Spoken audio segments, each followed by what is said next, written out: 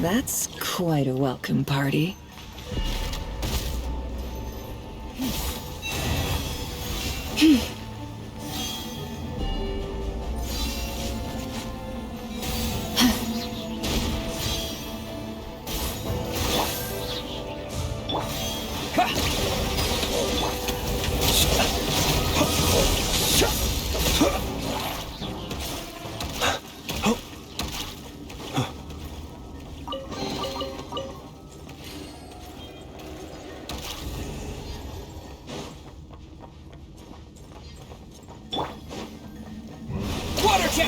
Be silent.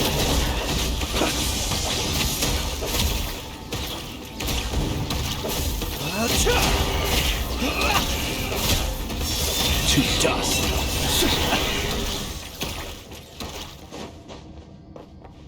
Get back! I said get back! Do you hear me?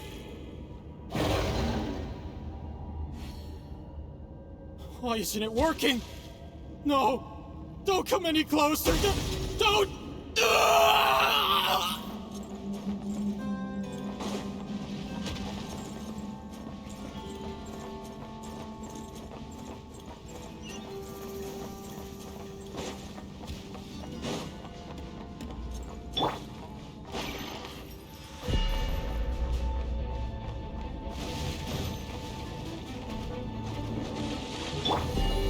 Go!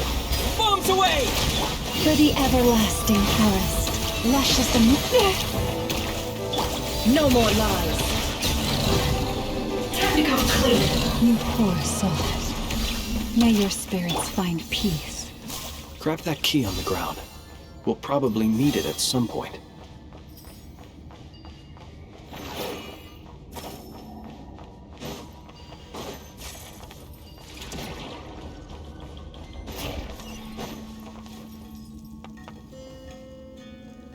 Watch out. Ugh, there's no way through. Let's go around.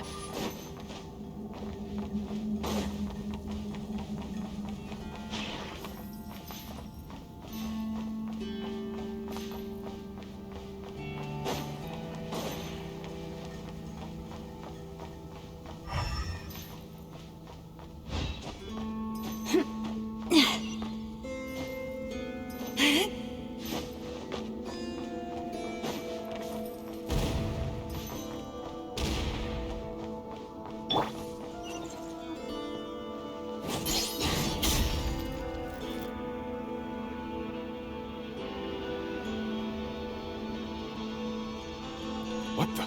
Trespassers? Here? What's wrong with you people?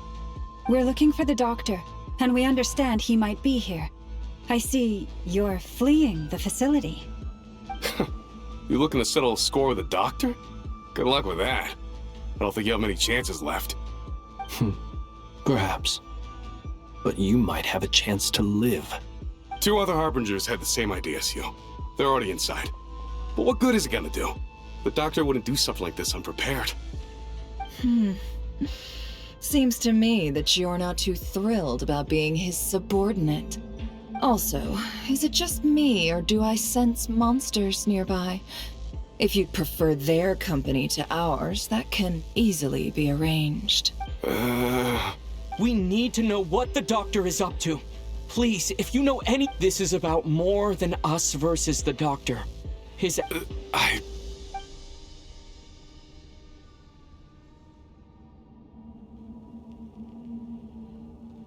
He's building something. Ambitious doesn't even begin to describe it. Feels a while back, he told us he'd be returning to Snezhnaya. We weren't expecting him back so soon. The moon marrow spheres. He stole them from their rightful owner, Columbina. Oh, Lady Damselette? Last I heard, she left the Fatui. Before she went, she told us she'd finish what Her Majesty asked of her. I remember thinking that leaving us might not be the best choice. Back when this all started, the higher-ups dispatched 3 units to Nodcry to execute their plan.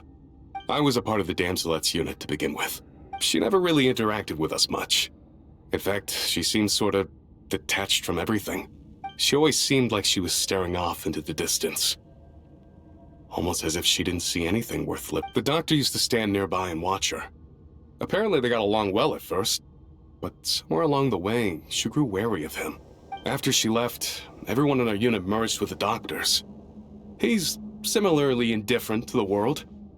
Right now, obtaining the 3 moons is his #1 priority. He even said if he can only get his hands on 2 of them, he'll... How would he create an artificial moon marrow? Maybe the knowledge he gained from the Hyperborean phantoms has something to do with it. Thank you for cooperating. I get the sense that you'd serve under Columbina again if you... No, she's no longer a Harbinger. As a member of the Fatui, I'm only telling you all this because I don't completely trust the Doctor. I understand. The Knaves unit is based at the Kuvaki experimental... Well, now we know what's going on here. Artificial moon marrow. I fear this could get ugly. Everyone, prepare yourselves.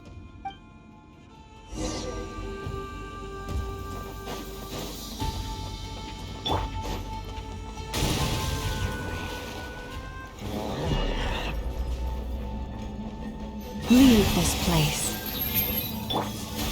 Water jet! It all adds up. Time to come clean.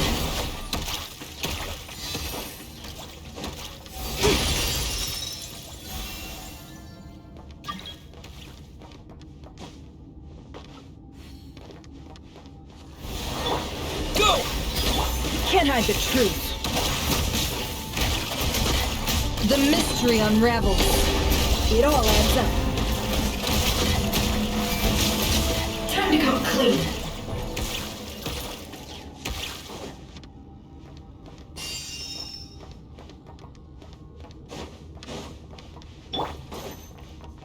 Forest, protect us.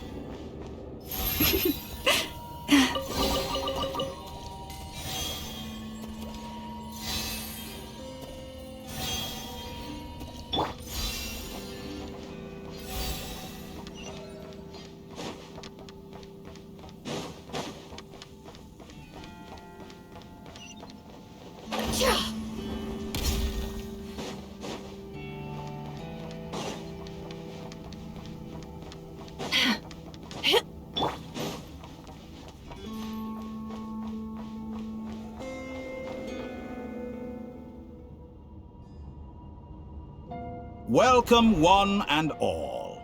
I've been expecting you. I hope my humble research facility is to your liking.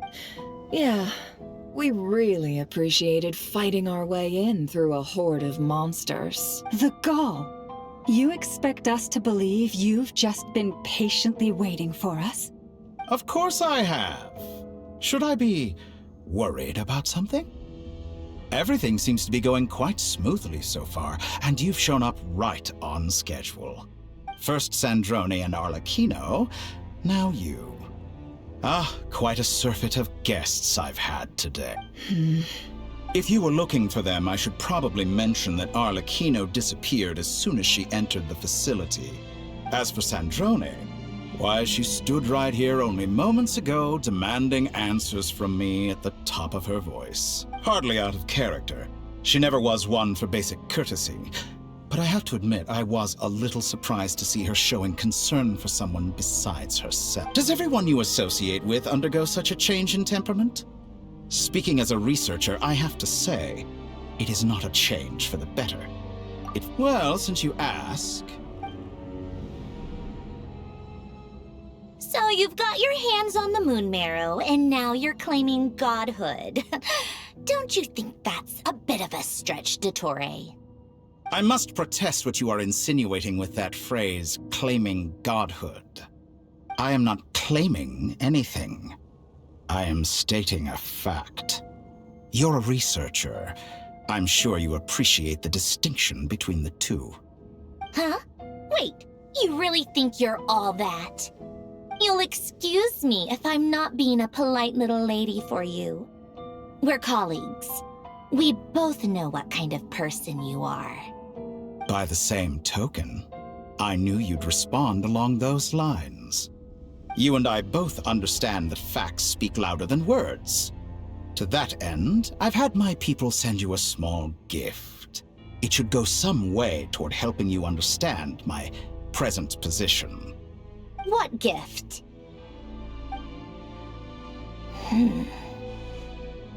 Where have all your troops gone? Who knows? Perhaps they are already marching toward a new world, following in the footsteps of an unknown god.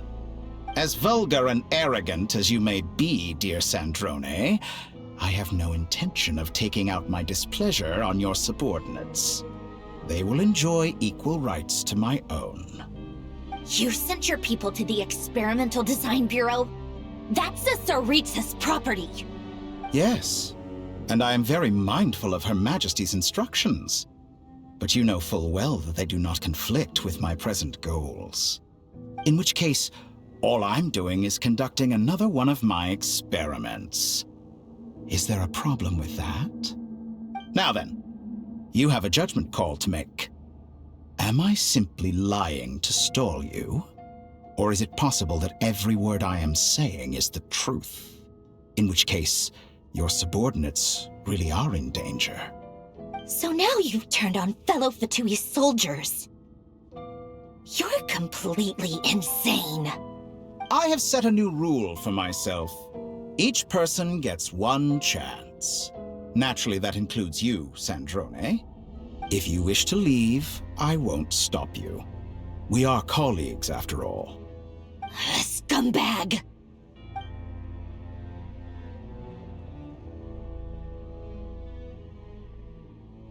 Still, I hadn't counted on Sandrone sparing any thought for the people of this world. Shame. I always found her self-centeredness to be one of her few better qualities.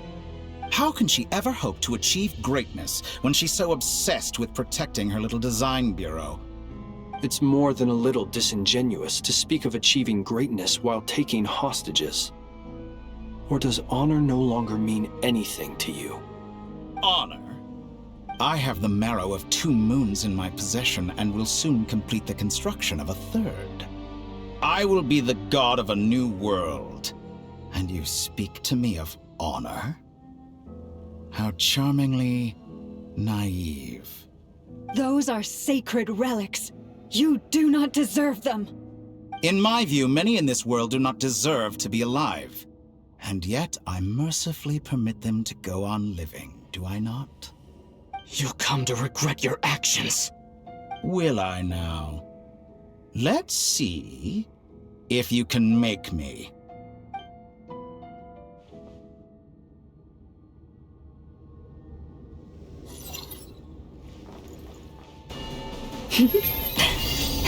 By the craftsmen of old. Yeah! Go! Beware the creatures of the night. Observe.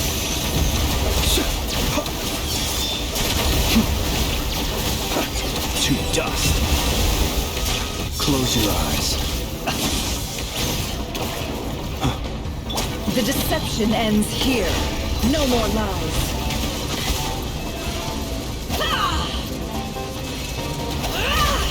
It all adds up.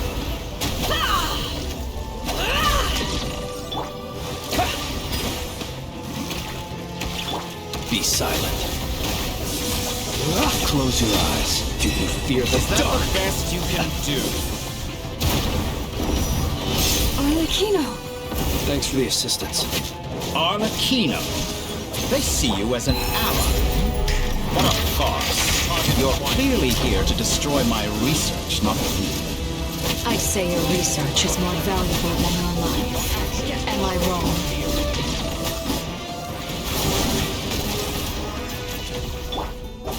Observe. To dust. Be silent.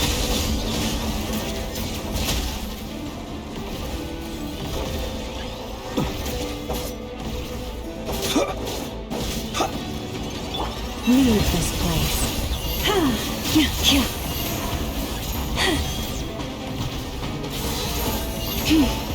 Is this all it takes to tire you? For the everlasting forest. Water jet! Is that the best you can do? Bombs away! Can't hide the truth. How this. It all adds up. It all falls into place.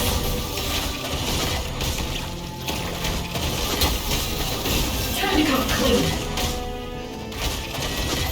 The mystery unravels. No more lies. Your actions betray your fear of me. You won't feel a thing. You poor lost land. Dottore is too powerful with the artificial moon marrow in his arsenal. Fighting him is futile. Quickly!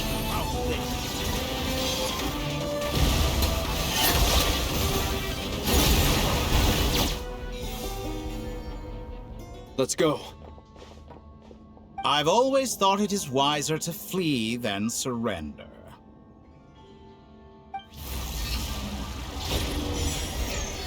Watch out! What the? Forget about me! You should... Where's the Traveler?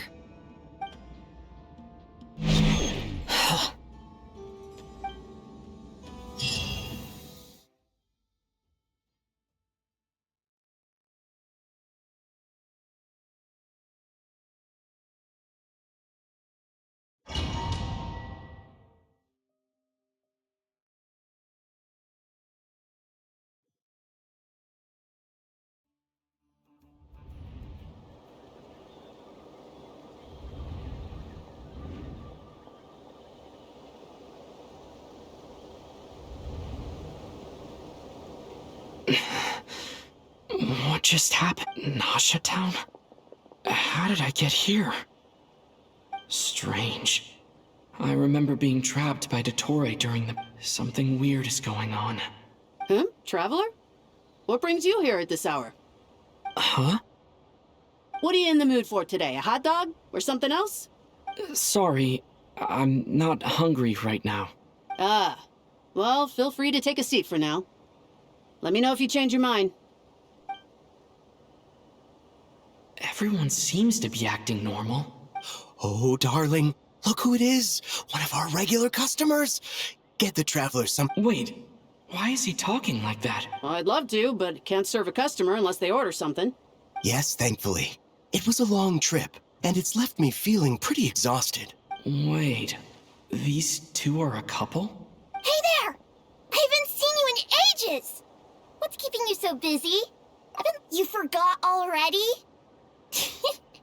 You're silly. What is she talking about? We've had a lot of customers over the last few days, so we've been real busy. And like my mom always says, some people are more than just customers. They're friends. Oh, another customer's arrived. I better go see what they want. This is all wrong. I never once heard the owner of this restaurant talk about their fan. Could this be a false memory? Very good. I knew you had it in you. Aren't you going to try the house special? When did he show up? No, none of this is real. You don't seem to like it here. That's fine. We can change venues.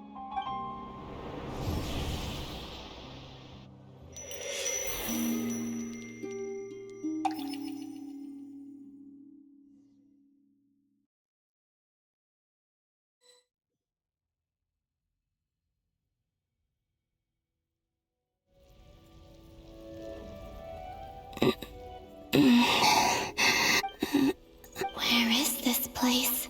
So this is... the moon's reflection?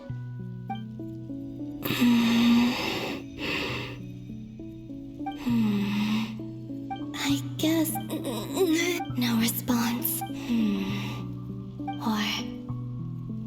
no. I should conserve my strength and proceed with caution. I don't believe Dottori's scheming will stop, just... I must return.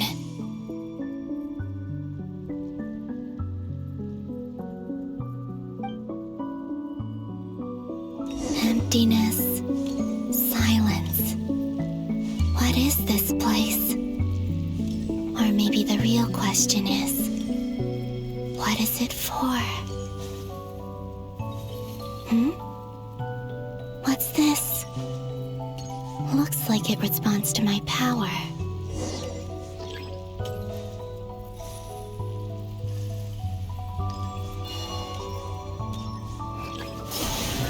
Golden.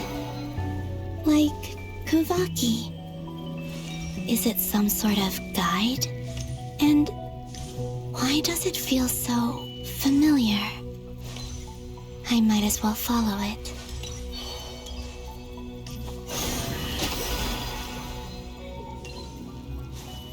Where does this lead? Could it be the exit?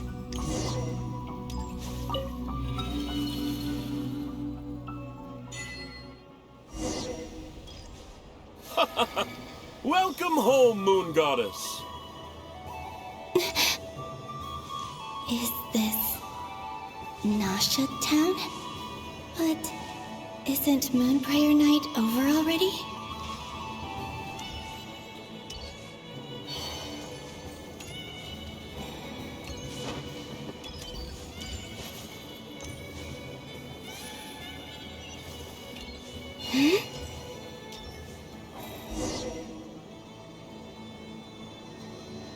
Goodbye for now, Columbina. I hope you have a wonderful night. I will. Lama are these?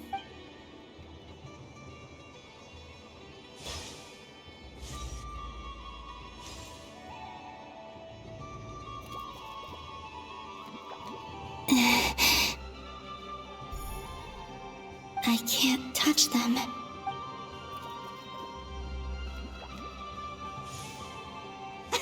Over here! Over here!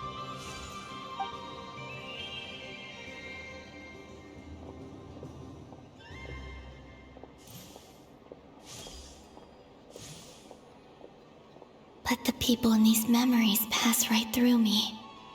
Just if only I had... Even so, I should still take a look around. Just being back here. Going.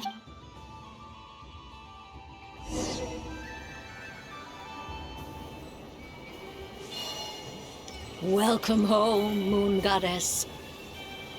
Oh, you're the genuine article. Alice was right. This Moon Prayer Night was worth watching after all. Oh, yes. That was the fortune-telling stall run by Barbeloth from the Hexen Circle.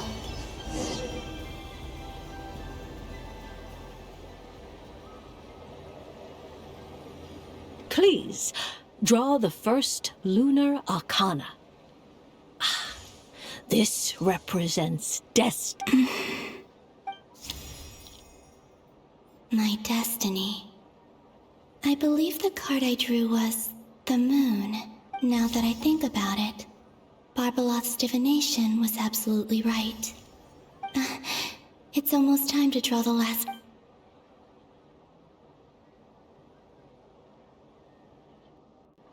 That was the card that popped out on its own.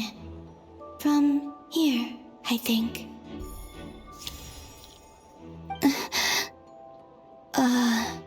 Kuvaki Pulse? What? Fascinating. What's going on? Did that card? All I did was try to touch it. Maybe this memory space, or... Is it possible that... This card is death. I need to get to the bottom of this. I'll try touching something else. Is this... the wind? No, it's no... Traveler!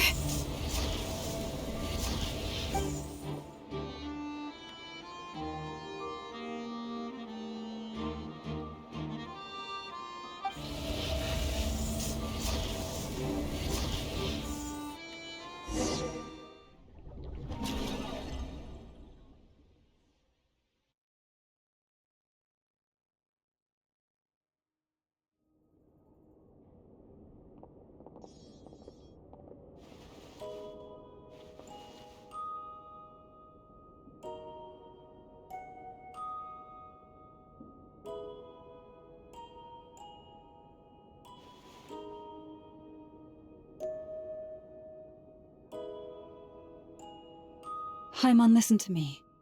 From the bottom of our hearts, we are so sorry. We completely understand how you must feel. Don't say that! Paimon's not a little kid! You didn't leave him behind on purpose! There was nothing...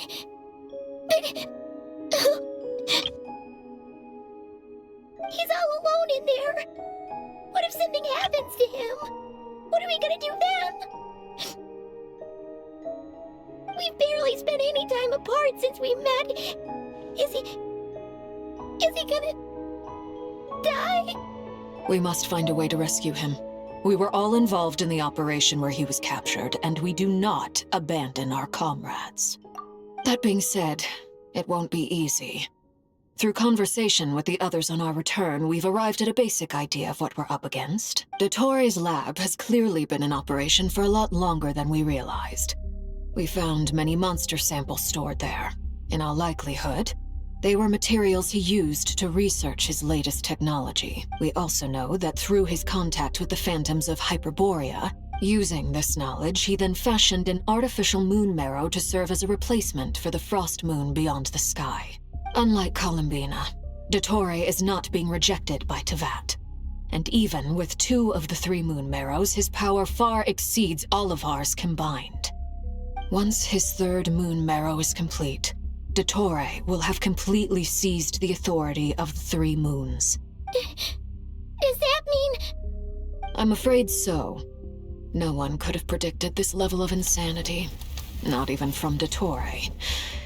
And unfortunately, his insanity is coupled with an intellect and ambition that not even his peers in the Fatui can match. This is dire. Sounds like the world is done for. The 3 moons' authority can influence the very fabric of time and space. I dare not imagine what a monster like him would do with that kind of power. The trouble's already begun, I'm afraid. On our way back, we discovered that part of Nodcry is being enveloped by an unknown energy. We cannot ascertain what is happening inside. I'm convinced this is Dottore's doing. Not that there's any way to prove it. The issue is, we have no idea what his intentions are. The only thing more frustrating than facing down evil is knowing that it will surely come, but not knowing when. The Doctor is guilty of numerous crimes at Mondstadt as well. One of our knights, well, former knights, his father was murdered by Dottore. His ideology and methodology are a danger to everything in his path, from individuals to entire nations. He does not feel guilt, even when he acts against his own people. He doesn't see them as his own people, that's why. People like him see everyone else as right. He views other people only in terms of how they can benefit him. Granted, he's hardly the only harbinger to pursue their own interests. We all do. And Her Majesty is gracious enough to permit it. Dottore's actions have gone beyond even what the Fatui could have imagined. Usurping divine authority to become a god. For a servant of the Tsaritsa, that goes beyond being disloyal. It's treason of the highest order. We can't expect him to heed the Tsaritsa's will once he gains the 3 moons' authority. Even we Harbingers consider him the most self-interested among us. Poor Traveler. Of all the people to get caught by... We have to go save him right now!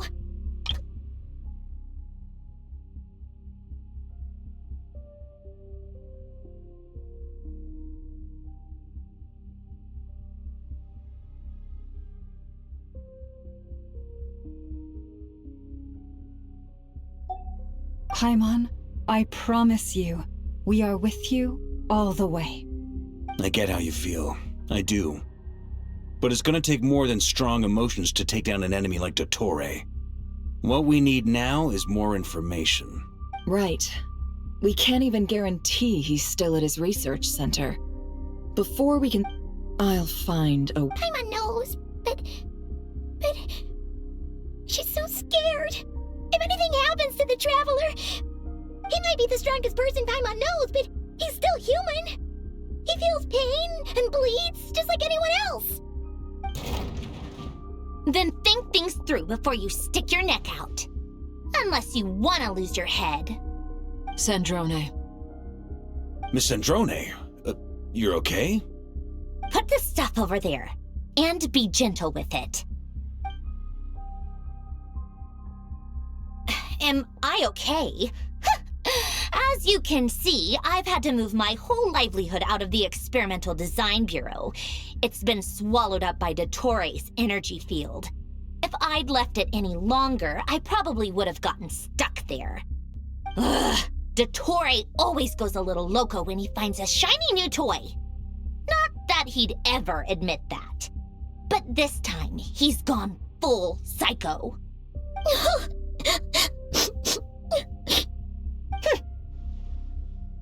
Just go ahead and cry already.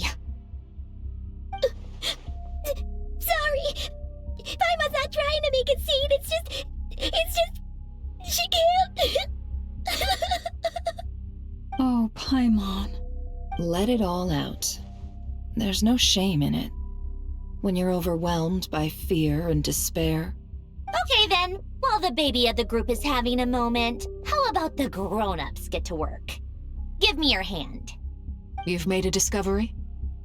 Polonia, scan.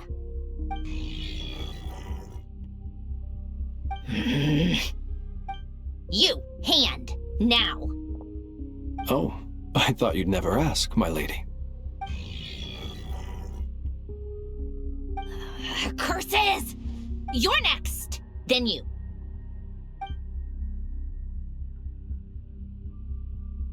Dottore, you son of a... He's done something to us! Everyone who entered his research center has been implanted with some sort of curse. I don't feel anything unusual at the moment. Does that mean it hasn't activated yet? Is there a way to figure out its purpose and what might trigger it? My best guess is Dottore created it using the Moon Goddess's powers. 1 second, analyzing. Ugh! That friggin' maniac! So, what twisted game is he playing this time? The moment I analyzed the energy composition, some encrypted text appeared in my mind's eye. And when I deciphered it according to the Fatui standard encryption protocol, I got the following message. Feel free to run, or you will perish in nod cry. He's mocking us. Yep, he loves to toy with people. Only in this case, there might be more to it. But I didn't detect any murderous intent or malice either in the message or the curse's energy. As if this is him at his least malicious. Or perhaps old people are cowards in his eyes. Maybe he thinks the threat alone will be effective. What a despicable if I may. As unhinged as Dottore may be, he has always exercised great patience with the objects of his interest. I remember a comment he made when we first arrived in Nodcry. He said, "This world is, on the whole, an exceedingly dull place. Presumably, they interest him because they're unknown quantities.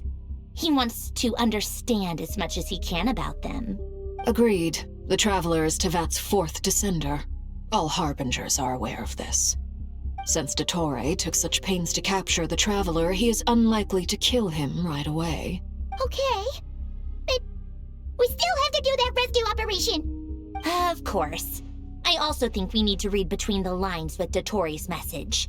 If he's encouraging us to run, that means we mustn't leave Nodcry under any circumstances. My guess is, his curse will only trigger if we leave.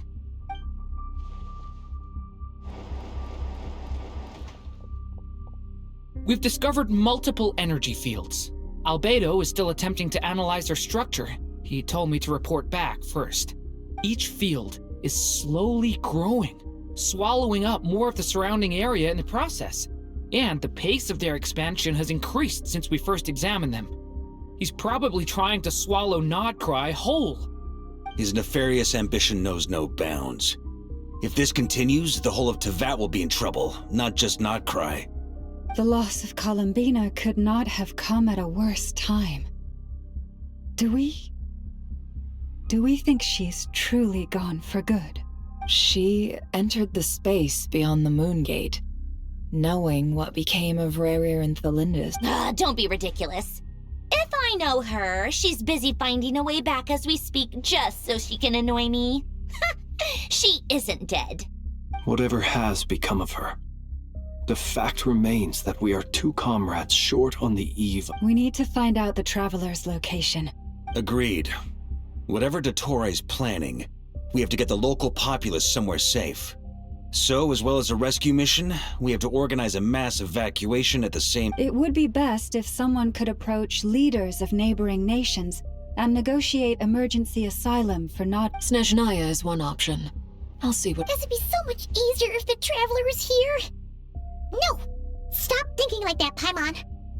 Paimon will join you. She's pretty well connected thanks to the Traveler. Maybe it'll come in handy.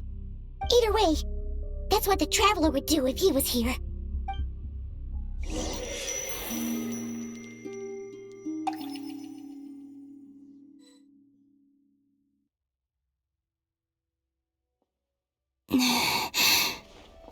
Back here again. That gravitational... When I saw that if only I could have... Well... Back to emptiness and silence.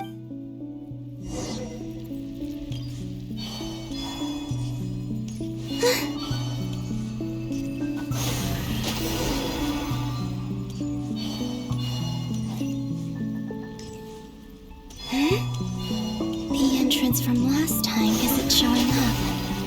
Looks like I need to gather these scattered fragments.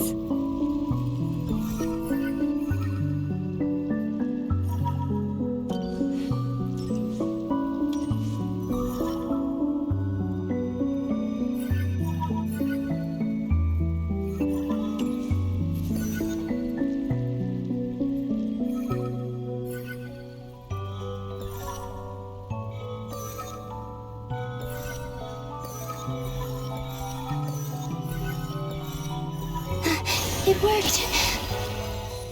Hopefully I can stay inside for a bit longer this time.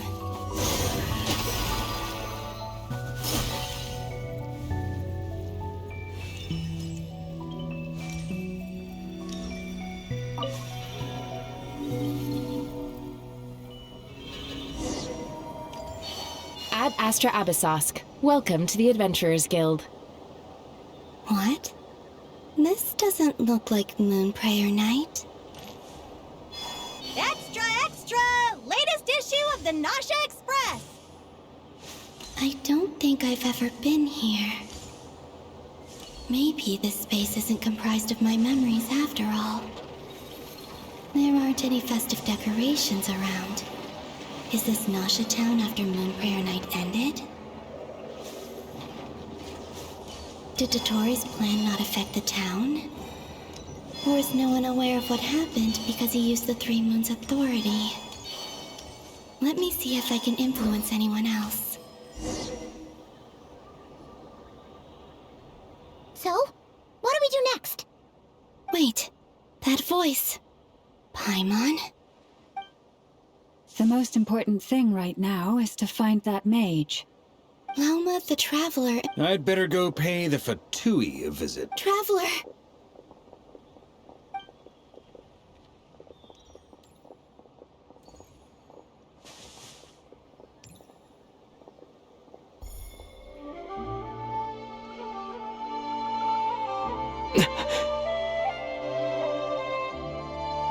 Columbina? I made contact. It's me, Columbina. Huh? Traveler? Let's go! Huh? Wait a moment. This has happened before. This is what happened. I stood right up. It was only when he called my name that I decided to follow them. But is it really if I keep... It's that gravity again.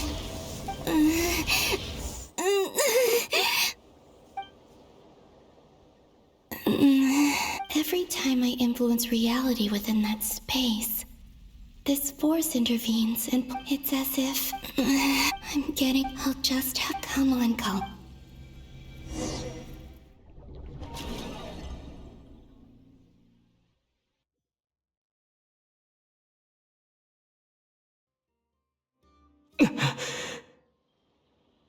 Suddenly, I've been plunged into darkness.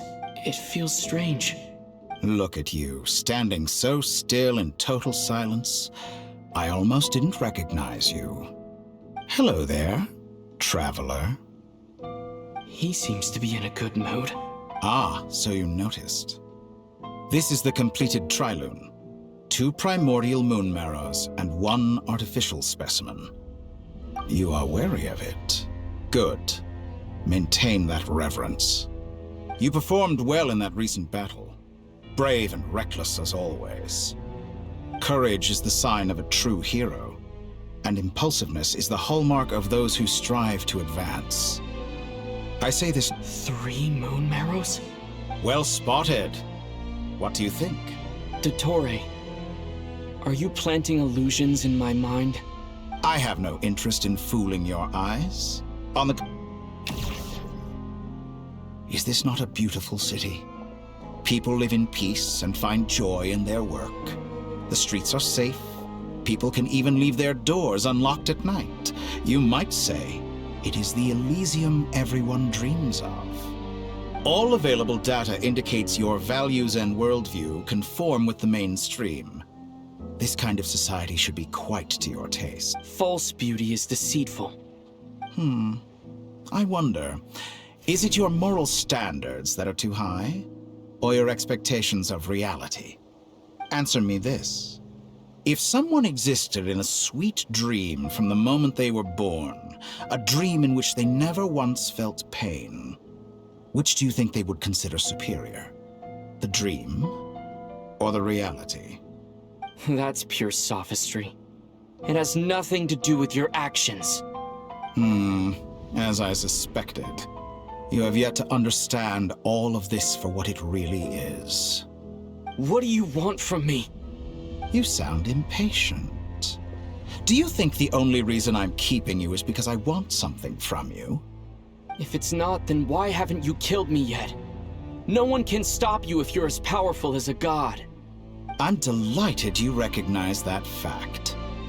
I believe we last squared off in Sumeru. Ah, the memories. How time flies. I'm not surprised that Arlecchino and Sandrone worked with you. You've always a way of slowly but surely ingratiating yourself with people laud you as a hero, but I suspect there's more to it than that. Oh, but to be clear, I don't say that to flatter you. Do you always give your opponent an appraisal before you deal the final blow? Call it a long-time habit. I'm a researcher, and one of my duties is to give an objective assessment of my subjects. But you misunderstand. We are not opponents. Not at this moment. I just want to talk. Think back to Tartaglia, Arlecchino, Capitano, Colombina, and now even Sandrone.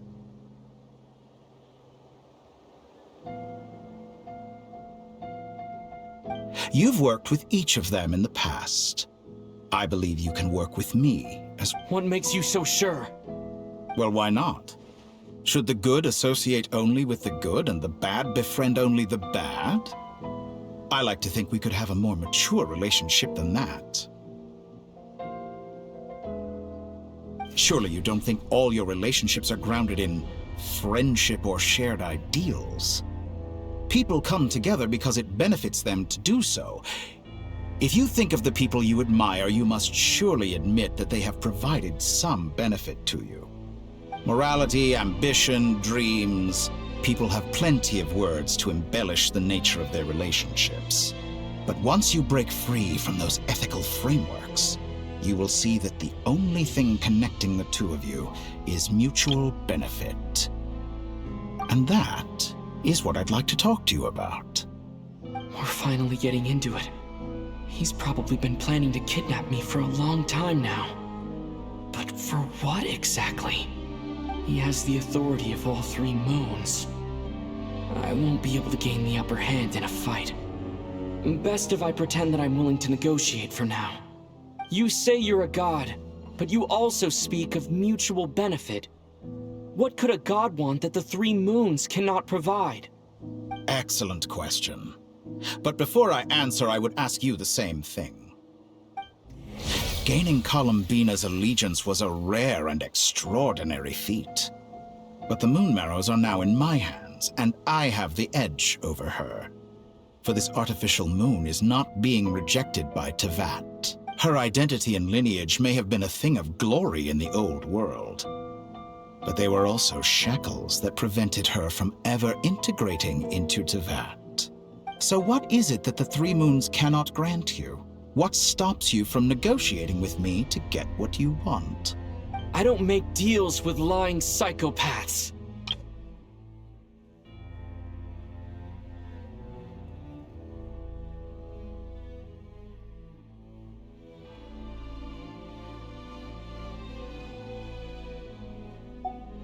That's quite an accusation. Are you expecting me to get angry with you? Well, this is one aspect in which my personal growth has served me well. In the past, my less mature self might have been disappointed, perhaps even angry, over a small setback like this. Like when you and Lesser Lord Kusanali joined forces to oppose me, for example. But things are different now. Just as the rich do not quibble with the poor, I no longer find myself perturbed by these trivial affairs. Human relationships end with conflicts of emotions and interests. But relations between humans and gods are different. And ours is even more unique. I have ascended to the highest heights and laid claim to unprecedented horizons. And you were no ordinary person to begin with.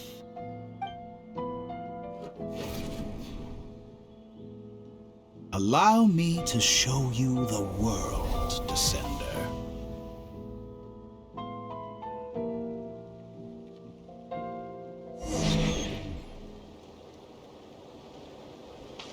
To stand, walk, jump, sit, and lie down. These are the most common of behaviors. Have you ever wondered why we were born following such laws? Who stipulated that we could not fly instead of walk?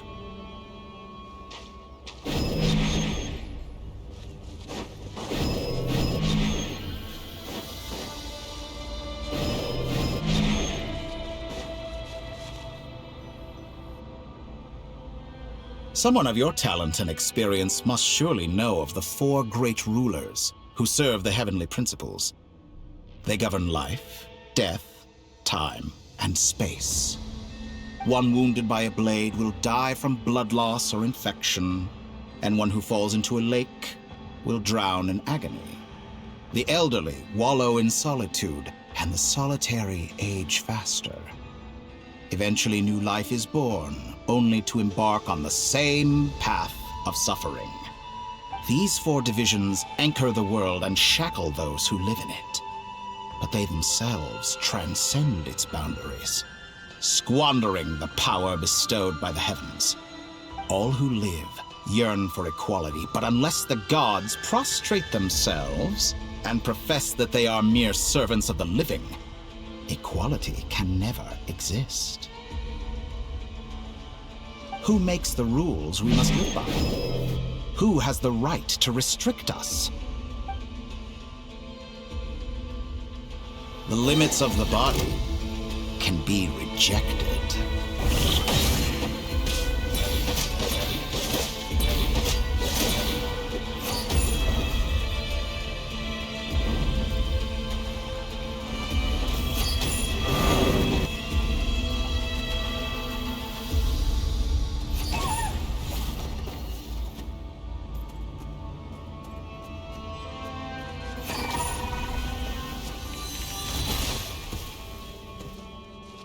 How does it feel to be among those with absolute power?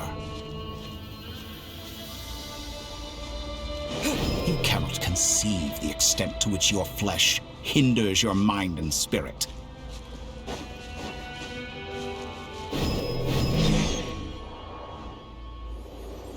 Only by discarding our useless, primitive eyes can we perceive a new world. How narrow-minded we all were in the past, Why should the final answer of the world not be the power that predates those of life, death, time, and space? The power of the Triloon. Through it, I have glimpsed new experimental possibilities. Nature suppressed, authority exiled, souls controlled.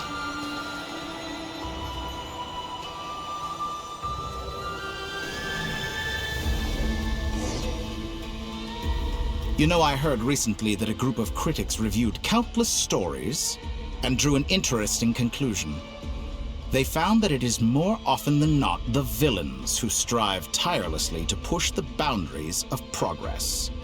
In fact, long before this, someone voiced a similar idea in an academia editorial. Perspective. Fanatics are trampled down for their transgressions, and those who transcend are rebuked for their audacity. And so, the majority of creatures are too timid to follow my lead.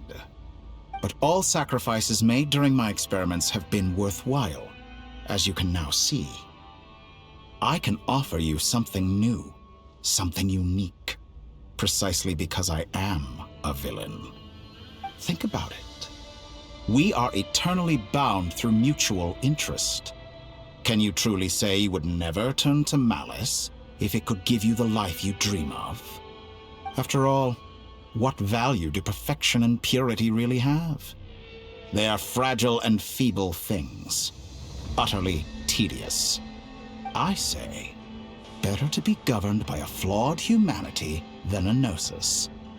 The true seeker of knowledge is the villain who undergoes countless tribulations in pursuit of their goal. I'm sure many people have told you that you're different. Because I'm a descender? Exactly. Very clever. But what has that got to do with you? I do not conceal my wicked deeds, my selfish desires, or my greed. A true researcher must act as I do if they are to understand and speak of the truth. And yet, a knowledge seeker like myself will inevitably grow tired of studying Tavat beyond a point. You have traveled to all corners of the world and met many people. Along the way, there have been moments when you were misunderstood or even became a wanted criminal. And all the while, you have spent your days doing some of the most mundane jobs in the world. You fight and toil, claim minuscule rewards from my friend Pantalone, then you fight some more, winning some battles and losing others as your search goes on. And this cycle continues, with no end in sight. Surely you must sometimes grow weary of being stuck in this same loop day after day. We're completely different. I embrace everything that life throws at me. I am engaged in every step of my journey. How does that make us different? I too embrace what life brings, researching everything that interests me. Think of all the novel things I've managed to create. Like the artificial moon marrow. Don't you see? As unique a specimen as she was, even Columbina is not irreplaceable. Take that back! She's gone because of your actions! I didn't say that to anger you. Though admittedly, I don't see what there is to be angry about. Anything Columbina could do for you, I can do better. I know what your ultimate goal is. You wish to walk the path your sister walked, and seek answers from her at the end of that journey. Don't you? Someone like you could never understand what it feels like to care about another person. Perhaps not. But that doesn't mean I can't help. I could find your sister right now, bring her before you, and make her give you the answers you seek. Don't be so presumptuous. You'll never begin to understand the situation between us. Oh, no. This is no presumption. I'm only offering what I know is possible with the power of the Triloon.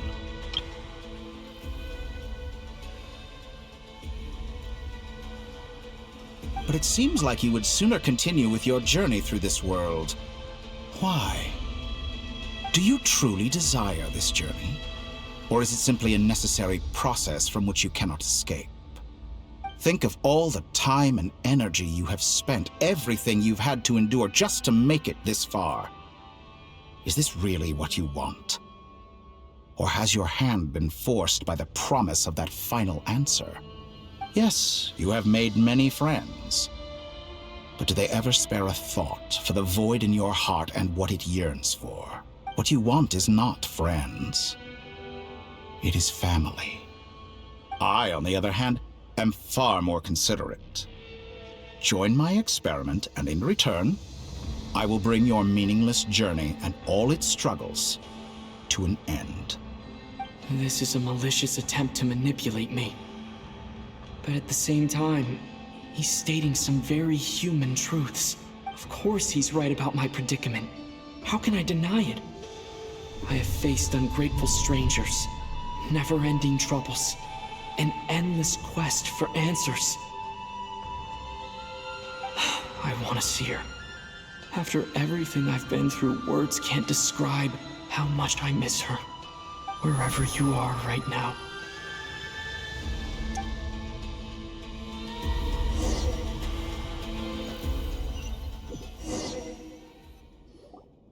All right, everyone. Our next mission is clear. We need to contact all the major organizations, explain the situation to the public, and then begin the evacuation. The residents of Not Cry are quite dispersed. The two most populated areas are the Southern Isles and Pyramida. Miss Lauma, I will leave Hisi Island and Nasha Town in your hands. I will liaise with the Fatui and Pyramida. Agreed. We will reach out to Natlan and Snezhnaya. Anyone found north of the Experimental Design Bureau should follow the Fatui to Snezhnaya. As for those dwelling south of that line, I will ask the Voynich Guild to help persuade them to leave. Then I, Mr. Varka, and the Frostmoon Scions will escort them to Natlan. The Voynich Guild has dealings with the Curatorium of Secrets. I will send them a letter vouching for your credibility. Yehoda, you should help Lauma. This is too big of a task for one. My wish has come true. You're willingly lending me your most capable employee for the day. Well, good for you if all this only takes a day. Of course, if it takes any longer... Boss, wait! Don't I get a say in this? Oh, I'm sorry. Something to add, Yehoda? Well, no one's more important to me than you, boss. And remember how Lauma healed your eyes after that bit? Are you completely incapable of acting in your own self-interest? Are you sure you don't want to come with us? Who will see to our other work if we're all busy evacuating residents? Sandrone insists that Columbina is still alive. But boss, I'm just worried that... Well, Nefer, I'll link up with you once my tasks are complete. What makes you think I'd need you to do that? I'll need it. And considering the way you approach certain matters... That's quite enough. I bet we're in for an uphill battle here.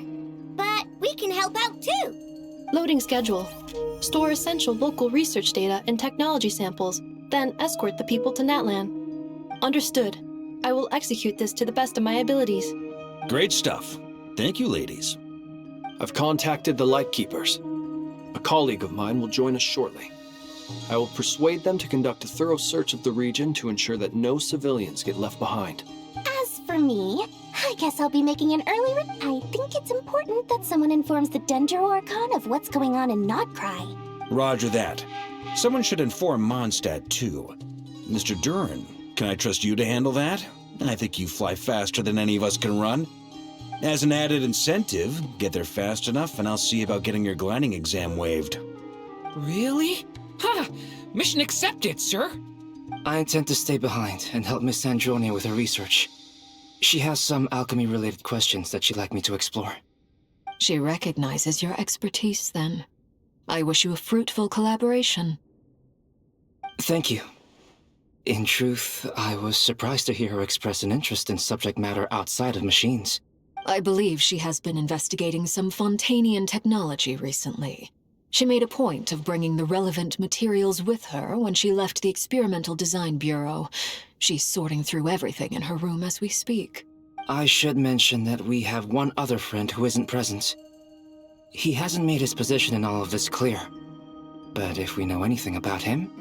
Paimon's been very quiet today. But I know how close she and the Traveler are with the Natlanese.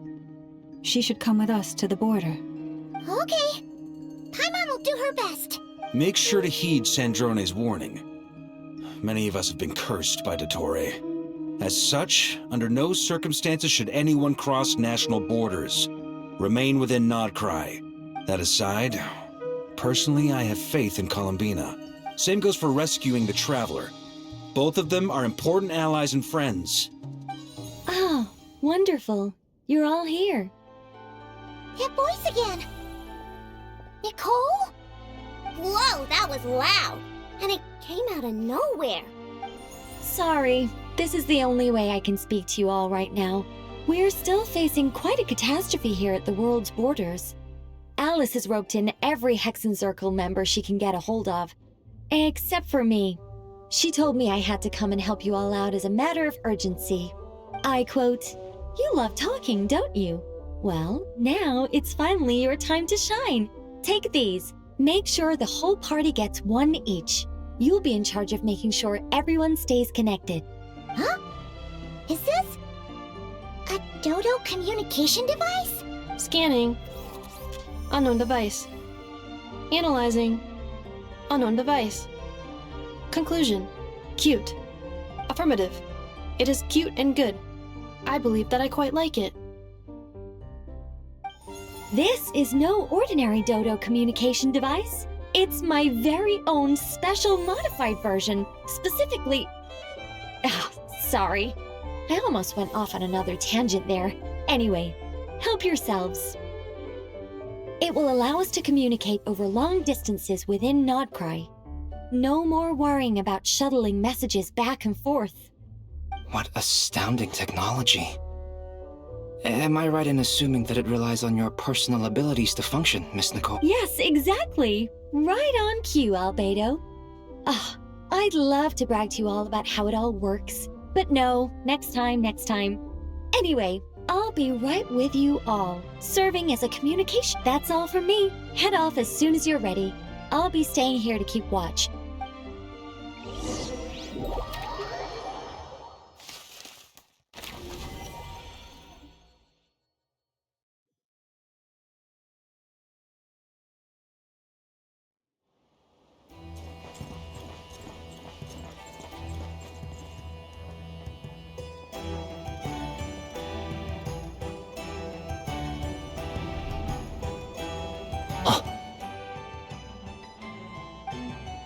Oh, Sir Flint. Perfect timing. I just arrived myself. You are most considerate, Master Ilua. But in fact, I know you have been sitting here for quite... If you saw me, why didn't you say something? I was curious to see how long you could sit still for. That would be a first. You always seem to appear out of thin air without making a peep. Also, how many times do I have to tell you not to address me as Master? I don't qualify. I beg to differ. Why should a young man so well-versed in social graces as yourself not be— Please, Lord Flint's— Sir Flint's. I'm begging you, don't flatter me into complacency like you do with everyone else. You understand me better than most. My newest acquaintances tell me I love compliment. I think they don't understand why you do it. You just love puffing people up till they're a big, happy ball of hot air that floats away into the sky. In all sincerity, I can only hope that they bring good tidings when they— Is the situation that bad? We just held a strategy meeting.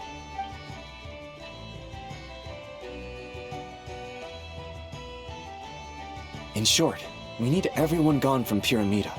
We also need a team of Lightkeepers to scour the more remote regions of Nodcry for civilians to evacuate. I only hope we have enough personnel. We do. Old Man Nikita will definitely help, and we can recall anyone out on patrol to focus on this instead. Good. I'm sure you and the others will make short work of this. Now, don't forget, once you've completed this task, make sure you and the rest of the team evacuate to either Snezhnaya or Natlan as well. Flint? If you've got something to say, Master. You mentioned that you have something else to do. How difficult is it going to be? I doubt it will be easy. I know you're a Lightkeeper, and it's your duty to protect others in times of crisis. However bad things have gotten in the past, I don't mean to pry. I've been afflicted with some sort of curse, and I'm told it may well trigger if I set foot outside of Nauticry. What? No. Why? Why would anyone want to curse you? There are plenty of people out there willing to trample over others in pursuit. Frankly, Sir Flint, I am furious. You're making light of what is an incredibly serious situation. Indeed, I am. And what? I told you, I'm furious about this. Nothing I can do about it. Hey, you mean you're completely unmoved by my anger? Then allow me to express my sincerest regret. Maybe I need to spell this out. Lean in a little, Flint. Oh my, this doesn't bode well. Word is that you were caught up in a real horror show recently. People were amazed that you returned safe and sound. I've returned safe and sound from plenty of crisis. Fine. I'll be frank. You're... You know what? Forget it. We'll revisit this once it's all over. A sound plan. Just promise me you'll come. For you, Master Ilua. Also, please pass my regards on to our colleagues.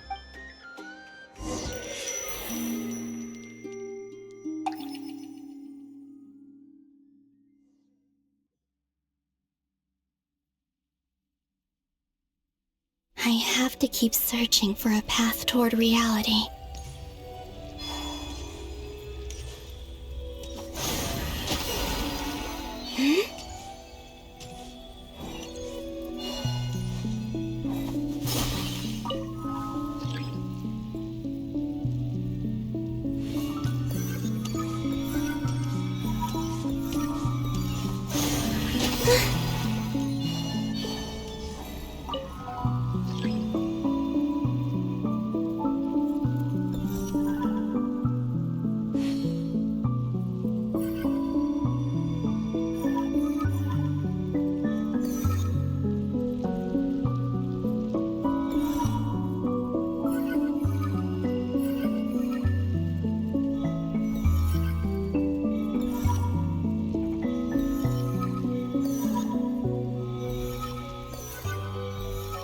This should do it. The last 2 times I tried to influence reality in this space, it consumed a lot of Kuvaki. I'll try and be more careful this time. I need to leave key clues behind using less power. I hope everyone still remembers what I said on Moon Prayer Night.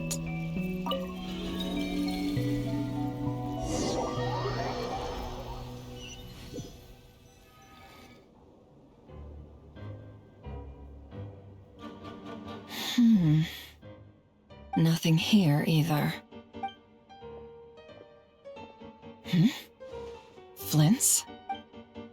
Ah, Miss Nefer. What are you doing here?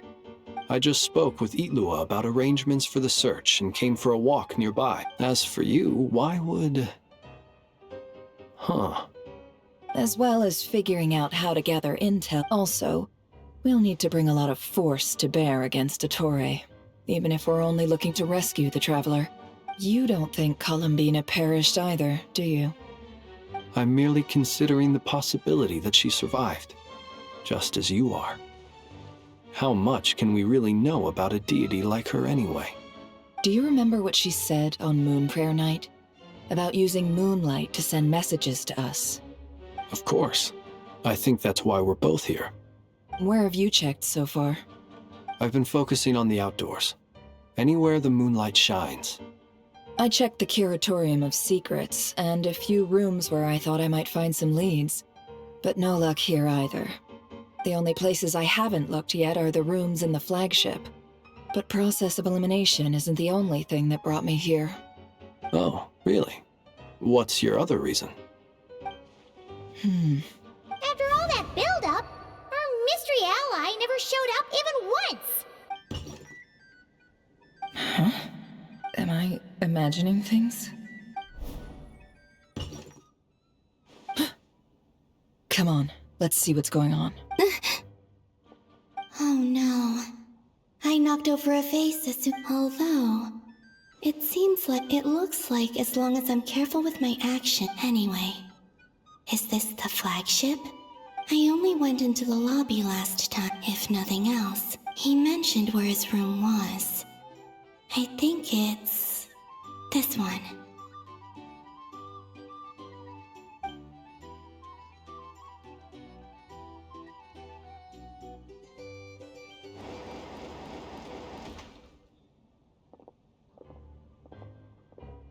The door is closed. But if this is anything like when I disappeared, then maybe...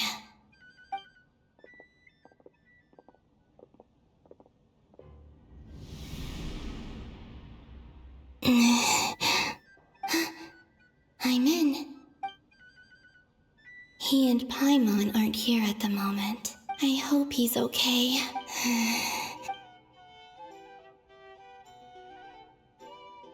Please, Traveler.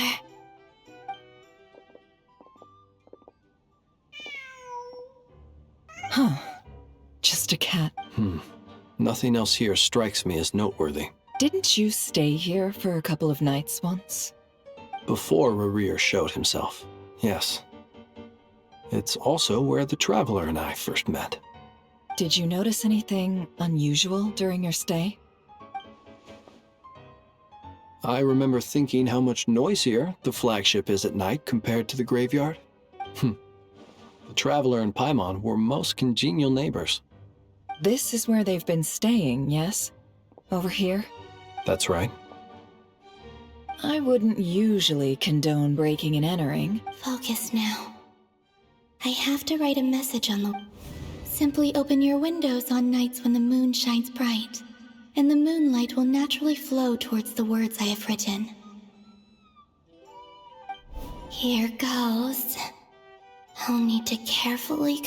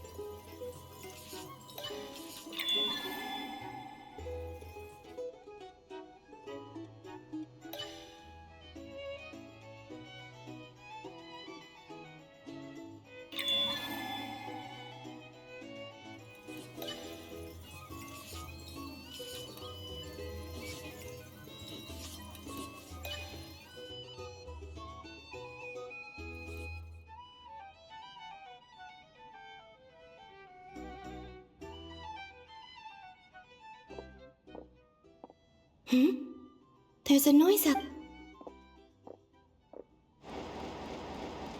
Please, you have...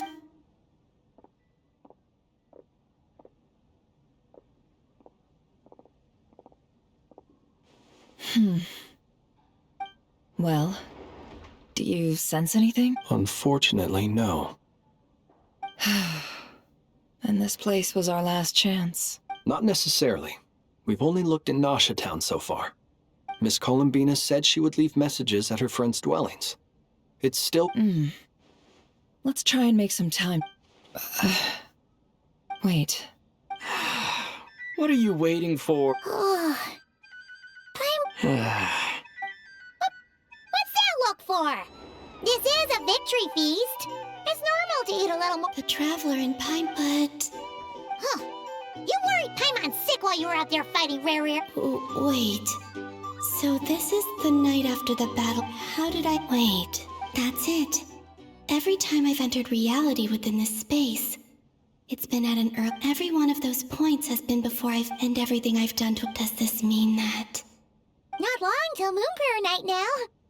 Although, it's gonna be sad saying goodbye to the damselette. Paimon. No, I can't. And in any case, instead, I have to. Wait. Even I hadn't thought of doing that before. Don't lose heart. We'll find a way somehow. Huh?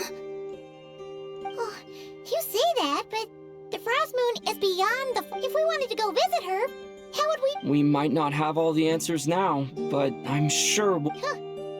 Yes, someone's gotta. The present. The future. That's right. There's still. What's your plan? Flint's, when you were staying next door, did you? No. The rooms here are dark and damp. The moonlight. I think I see where you're going. One moment. I'll see if the owner is available. Don't bother. Time is of the essence.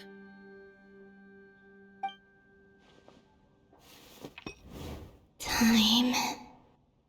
Even if no one sees what I've written at this moment, I need to write down as much information as I can.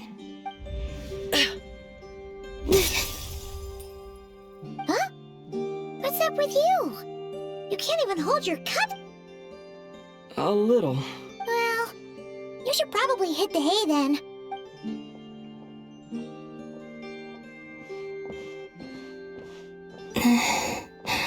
You truly have. You helped defeat Rerir, helped me reclaim my name, and you helped the others organize Moon. Wherever you are, this is all. How I wish, but I hope to see you again in the next. And if the opportunity presents itself, I will surely return to your side. Huh. Columbina. She's alive. Not only that, but she's left us an entire wall's worth of clues. She even wrote down what would happen on Moon Prayer Night. It's just a shame we found it too late. I am here. Time in this place flows backwards. I am constantly moving forward. It sounds like she's found a way to influence the past using Kuvaki, but her future is our past. So, these words have been here ever since we defeated the Reihir of Solnari. Which came first? Only when I'm in a good mood and at leisure. Well, I never do. Everything that has happened already belongs to the realm of fact. As a business person, and especially an intel broker, what I do is extrapolate from those facts to try and read the future. An admirable philosophy. It's a means of survival. Let's go. We have a wall's worth of clues to share with the others.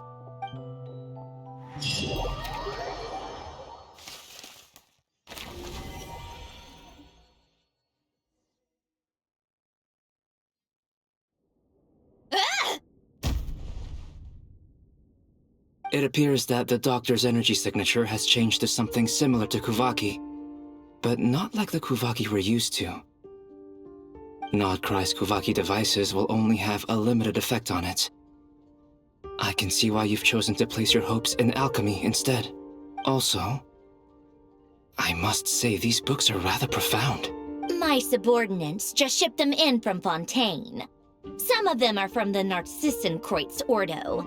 Some are incident reports from Petrichor, and then there's a few test reports for these junk machines.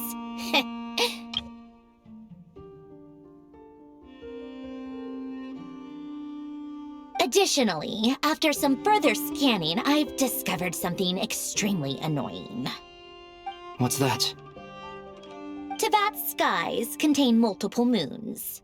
A long time ago, when I did my first scan, I detected 3, just as the legends say.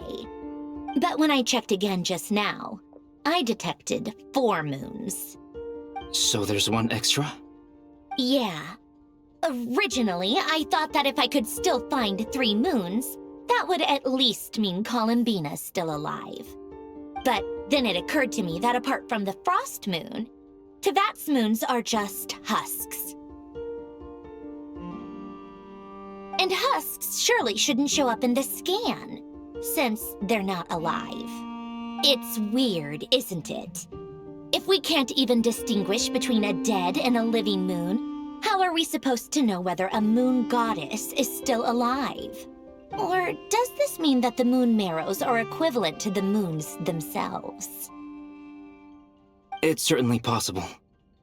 In which case, the fourth moon you detected may be Dottore artificial creation. So he wasn't bluffing. He really built his own moon marrow. Ugh! I'm so mad right now! It's easy to get overwhelmed when you have too much on your plate. Maybe you need to relax. Perhaps try going for a walk. Or simply take a few deep breaths.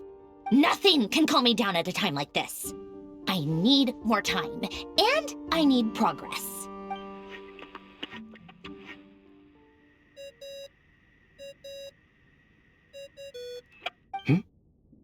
It's Mr. Flynn's. I really hate that ringing tone. Ugh. First the 4 orthants of the Narcissenkreuz, then moon marrows. Now what? Oh, sorry if we're disturbing you. Might I ask what's troubling you? What do you want? We're busy. Are you still at the Curatorium of Secrets? Yeah. Look, everyone else is still out, so there's no hurry. Plus, I'm busy, so I would appreciate if you gave me some space. Even though we have crucial intel to share? Fine, Do you intend to share it via the Dodo communication device? Ordinarily, I would, but this is a unique situation. I think it's best that we discuss it in person.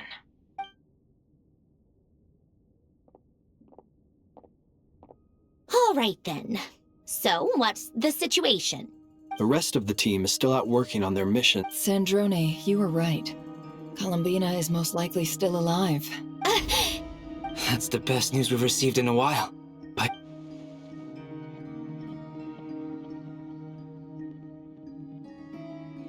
Random locations. Appearing in reverse order? Are you serious? So not dying isn't enough for the moon goddess, huh? She has to show off too. Anyway, does this mean we can deduce her condition from the moon marrows? Miss Sandrone, there's nothing wrong with simply admitting that you're happy to hear the good news. I'm not. And she's the least of our problems. We're facing a huge crisis. If she can't control the flow of time in there, she's just gonna keep moving backwards. Different points in time won't intersect, and she'll never find a way out. Let's say life begins with a drop of water. When did time begin? The moment this planet came into being? No, that's not right. Her final destination would be the moment at which the space she is in was created. But it doesn't seem like we can influence that space from the outside world. So how can we help her? Also, if she's alive, Rerir and Thalindus might be too. But as far as we know, neither of them have come back out. I'm afraid I must concur with Miss Nefer in this. Can't exactly argue with that. Let's leave it there for now. I've taken notes on everything you said. Will it help with your research? I doubt it's gonna help with breaking Dottori's energy fields. But who knows when it might come in handy. Better to have it all written down than try to remember everything when I need it. All right, I need to get back to my research. Mr. Albedo has made a lot of suggestions that will require my undivided attention. Sure, I'll stay here. I have things to work on.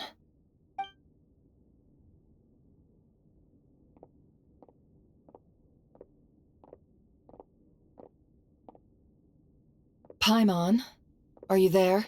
Oh, right. She went with Varka to Natlan, didn't she?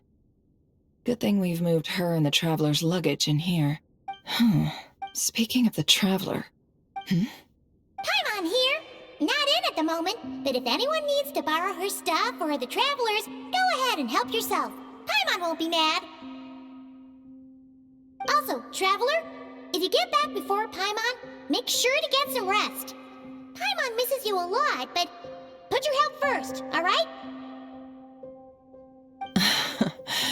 How sweet. Well, since you offered, Paimon, don't mind if I do. This is the Traveler and Paimon's luggage. It's well organized. I wonder which of them is responsible for that. What do we have here? The camera captured a special moment that can only occur between people who are close to it. You can really sense how the photographer feels about their subject. I wonder why this picture was placed outside.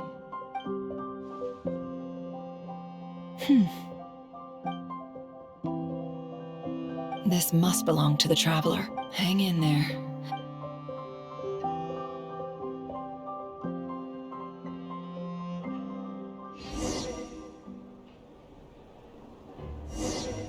Polonia. Search keyword world formula and bring me all relevant books.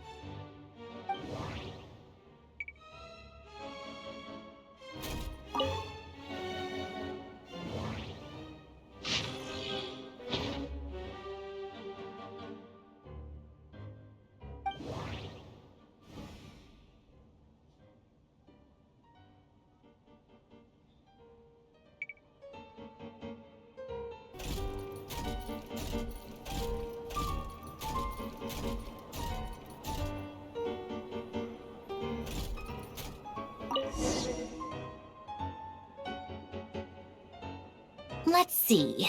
This one is Ontonki Sermon Dictation concerning the apocalypse.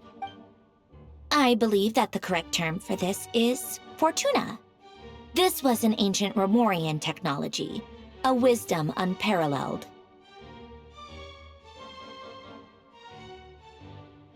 I never imagined that Romorian ideas would be so similar to the diagram I have named, the World Formula.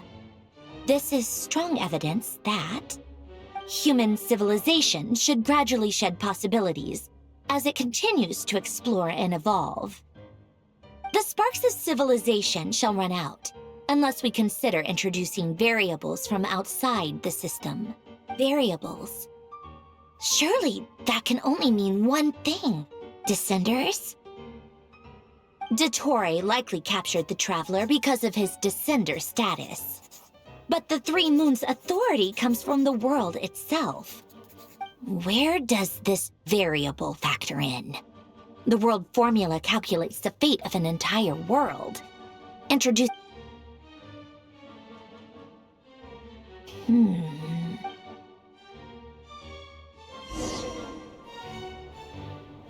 Polonia, search keyword pathway and bring me all relevant books.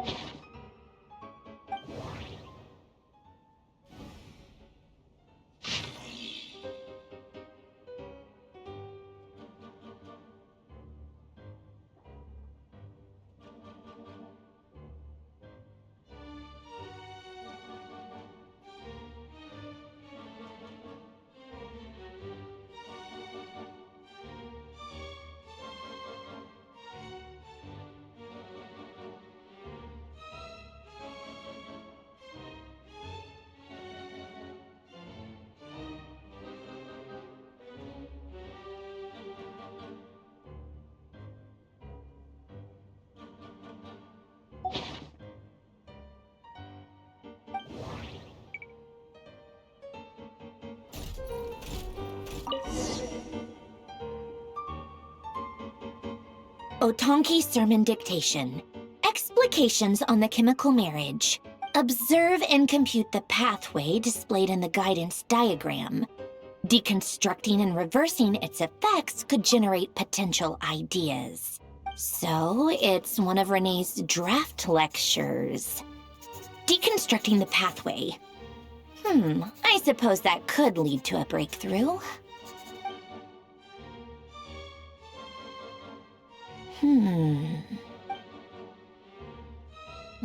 This is so long. This guy sure loves showing off his knowledge.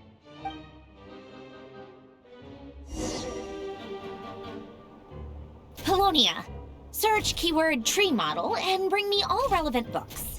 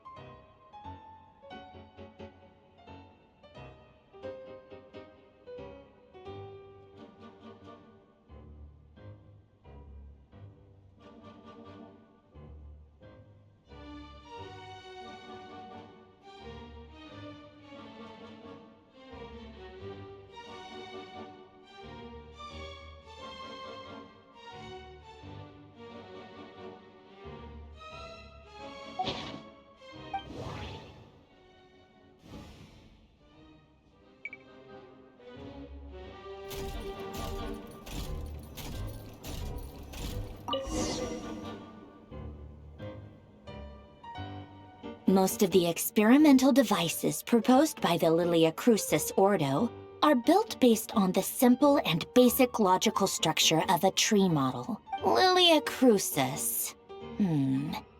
Guess they were trying to cover up the name of the Narcissenkois Ordo? When Duke St. Germanus departed, he said, "It seems that there's no going back. In all other things, he is but ordinary." Excuse me? I'm sorry. That's just ridiculous. What kind of book is this? Great Detective Herlock, the Alchemist and the Clockwork Saint? Still, the author swears that they knew Renee well. Whatever. I guess it's not beyond the realms of possibility that Renee would say nonsense like that on occasion. Memory, wishes, souls, and persona. Frankly, this sounds more like occultism, but if Albedo vouches for it, I suppose there must be some alchemical basis to these techniques. The way Alain Guillotin saw it, the world was comprised of machines. The universe needed machines, and thus his technologies were created. That's why I was born. René, his full name was René de Petrichor, if I recall correctly. Sounds like he and the town must be intricately connected. That place was also the source of most of our information regarding Remurian civilization. The cutting of souls and storing them in vessels. These seemingly unrelated techniques underpinned René's research. Assuming that the 4 orthants correspond to alchemical categories. The chemical marriage model? Alain would have scoffed at that. He never would have let those theories or parameters anywhere near his mathematical formulas.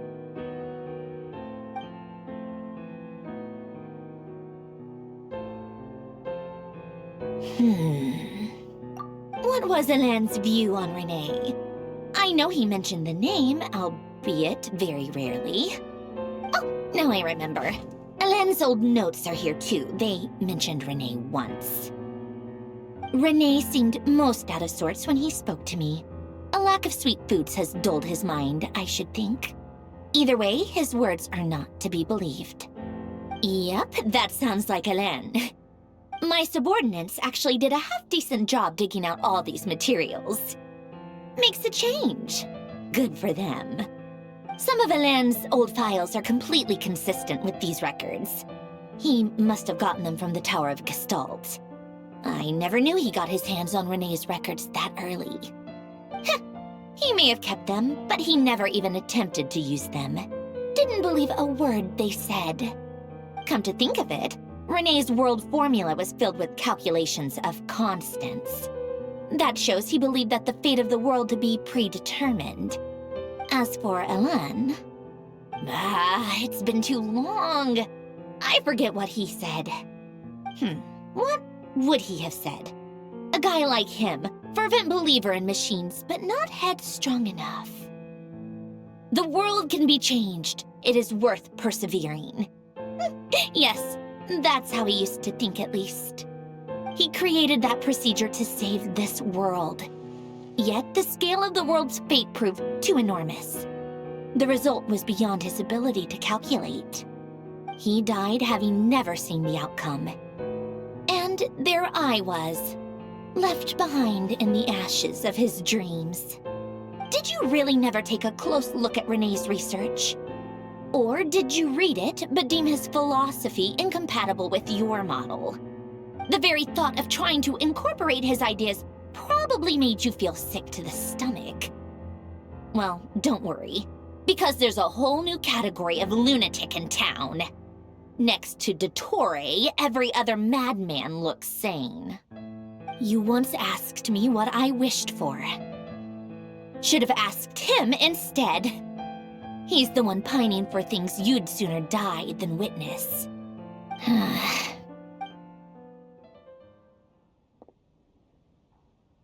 Even the tiniest variable can make big waves in the present. Now then, allow me to put these incompatible fragments together. First, establish and verify the existence of the Great Circle. Absolute nihil on one end, absolute reality on the other. Then, the construction criteria. Variables.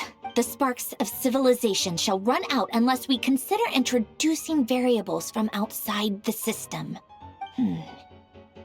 Input variables. Traverse the world, space-time, and civilization. Then extract the essential nodes from the records to determine which variables they point to. The primordial power that differentiated itself from the void. The power of light. Yes, light. Records. Hyperborea. This is horrendously complicated. After all that, I'm still missing a few variables. How do you think it looks, Polonia? Like the frenzied scrawlings of a madwoman? Fine, keep it to yourself. It's not like you can talk anyway. I jest. But true madness does often start with trying to save the world. What would Arlecchino and Columbina think if they saw this incomprehensible hen scratch? They'd probably have me institutionalized. So would Rosaline. She's been dead for a while now. When I close my eyes and think back, I can still see her face. And that enormous dress she used to wear. Such a bizarre choice. No one's asking me, obviously, but I hope you all know that I never wanted to save the world. I'm not crazy. I don't have delusional ambitions, and the world needs a solution. But I don't need the world's validation. It's the world begging me for answers.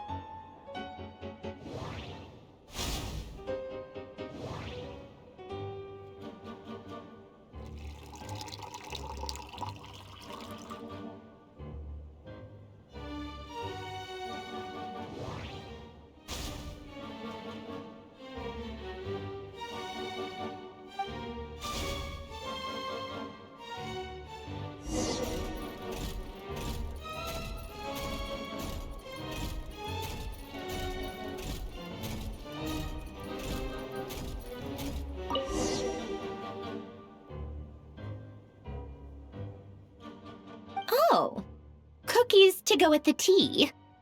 Let's see. They must be from that person who brought those documents. I see they're from Hotel de Boer. Something's written on the box. We are proud to present this homage to the Fortress of Maripede's fun-filled mill collection system. Sounds like a dumb gimmick to me. Be early to bed and early to rise. What? Are you kidding me? Somehow I doubt that an early night and a glass of water is magically gonna save a world on the brink of existential peril.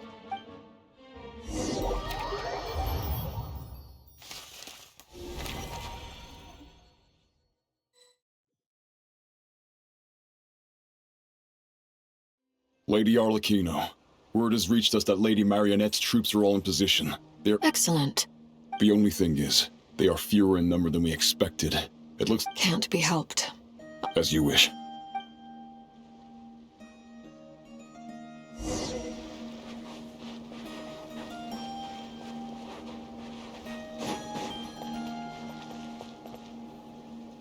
It's been a while, Arlecchino. You look well.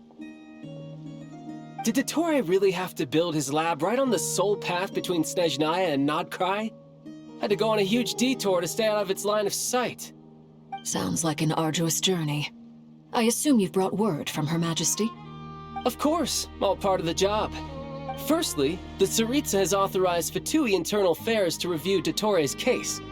They will reach a formal verdict on whether he has turned traitor and whether he poses a threat to Snezhnaya. While they're working on that, I've been ordered to come and receive the refugees from Nodkrai. They are nearby. My team will escort you to them shortly. Great.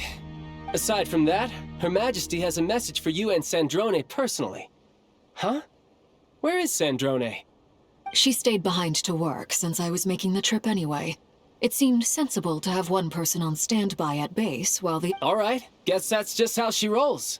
In that case, tell her that the Tsaritsa's decree this time is pretty awesome sounding. I think she'll like this one. Still, I wonder what... Wait, what's that? Did one of our troops turn into a monster? Take him out.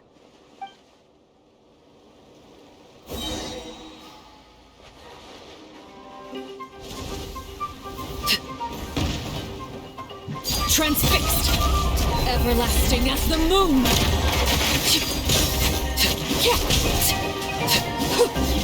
Riptide! No time to lose. Amateur mistake. You've gotten stronger, Arlecchino. Nice. Stop that right now. I appreciate the praise, but I am not fighting you today. I knew it.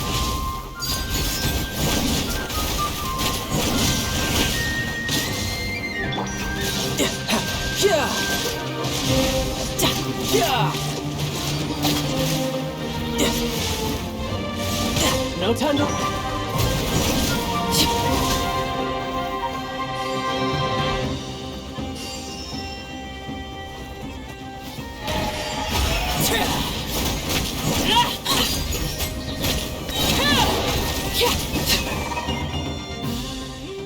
I can't believe it. He was a living, breathing human one moment, and the next... Another fine piece of work by our dear colleague, I'm afraid. What in the world has been going on in Nodcry? A lot. But long story short, Dottore stole 2 moon marrows that should have belonged to Columbina, then built a 3rd moon marrow of his own to concentrate the Trilunar Authority in his hands. What? What do you mean he built a moon marrow? People build roads and houses, not moon marrows.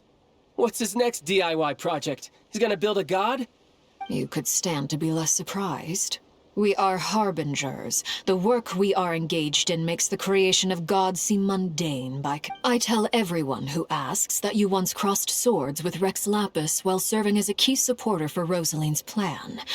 But right now, you're acting like a common adventurer. Thanks for speaking up for me. Those 2 really took me for a ride back then. Then again, surely no common adventurer would manage to get tangled up with them the way I did. That's gotta count in my favor, right?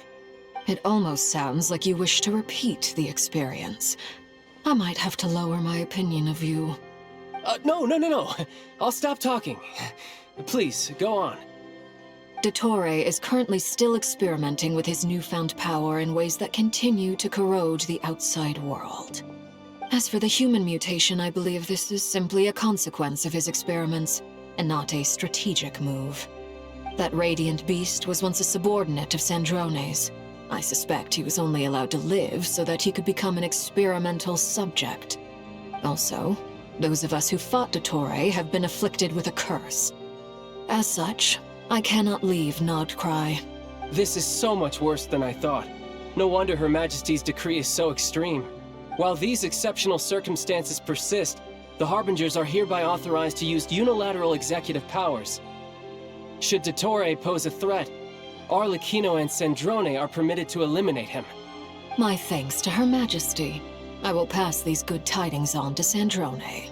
Her Majesty has also declared that she will refrain from launching an attack on the now evacuated Nodcry due to the presence of unretrieved research material. A wise decision. By the way, how's my old partner doing? I'm assuming they're with you? Partner? You mean the Traveler? I'm afraid I have bad news. He was captured after our failed assault in Dottore's lab. What? Why? Since when does Dottore have a bone to pick with him? That is indeed the question. I'm not sure he does. This won't do. I have to rescue him. You can't. We have no idea where the Traveler is. What am I supposed to do then? Stand here twiddling my thumbs? Sandrone is working on it.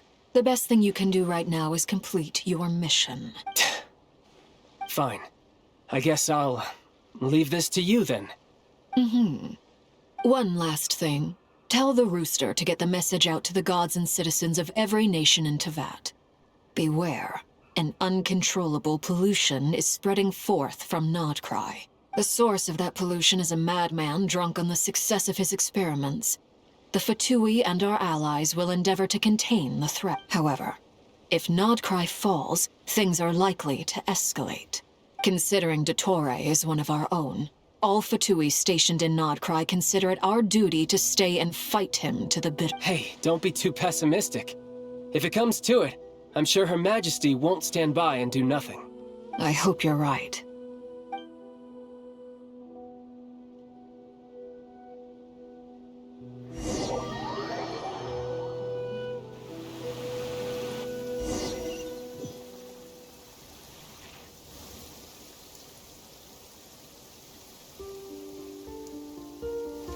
You're right on time.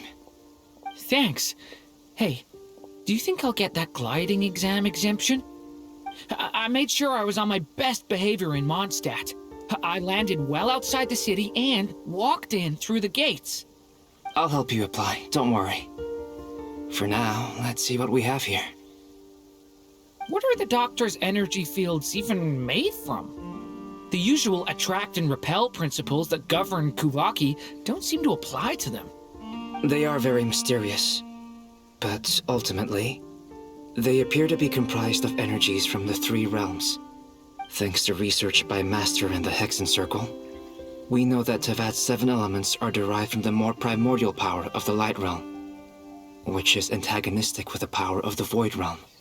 Since you have the power of the Dragon Durin within you, I'm sure you can already tell that this energy field contains no abyssal energy. That's true. It's not abyssal energy, it's something pure, wild, and untamed. I've been thinking about something. Do you still remember the device that Dory supplied from the Academia when you and Miss Columbina fought Rarier? That was one of the most marvelous feats of ingenuity I've ever seen. The design, the craftsmanship, the material selection. I couldn't fault any of it. Not to mention the operating principles. Surely the most ingenious feature of all. Dory didn't go into detail on how it functions, but I have a working theory. The clue was that Miss Columbina was somehow able to use the pyro energy that you provided, despite the fact that, as a moon goddess, now, all elemental energy is, of course, derived from light realm energy to begin with. This presumes a theoretical model of the 7 elements akin to that of light refracted through a prism.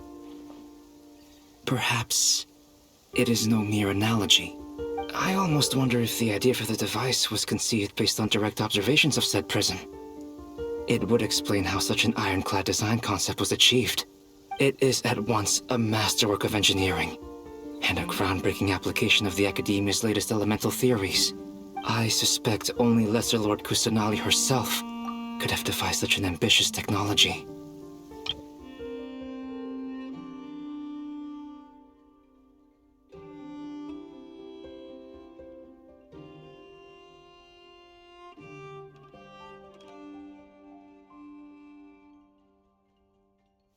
But back to the energy field before us. If this is pure light realm energy, its relation to elemental energy is one of integration versus division.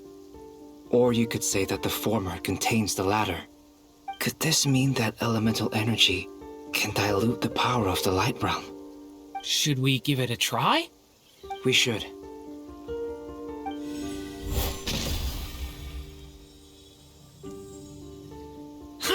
It works! Clear signs of disruption were detected at the periphery of the energy field. This indicates that elemental energy can disturb or even negate the field. Now you try. All right, here goes. It's working! Switch to abyssal energy and attack again. No surprises there. Abyssal power drains the energy field to a significantly greater extent. I now feel confident in asserting that the energy field is indeed pure light realm energy, and that elemental energy can dilute it. But the energy field is huge! How much elemental energy will it take to neutralize it? We don't have to neutralize it completely. We can try other approaches. That's all for theory. Would you like to continue watching? So you knew I was here. Huh? When did you get here? A while ago. But Albedo sounded like he was working on his thesis defense back there. Back in Sumeru.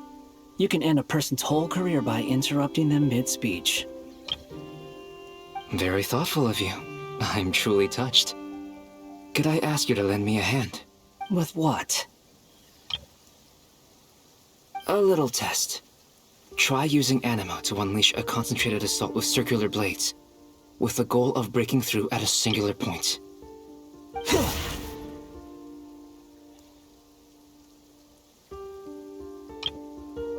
Nice! This time it tore through the field.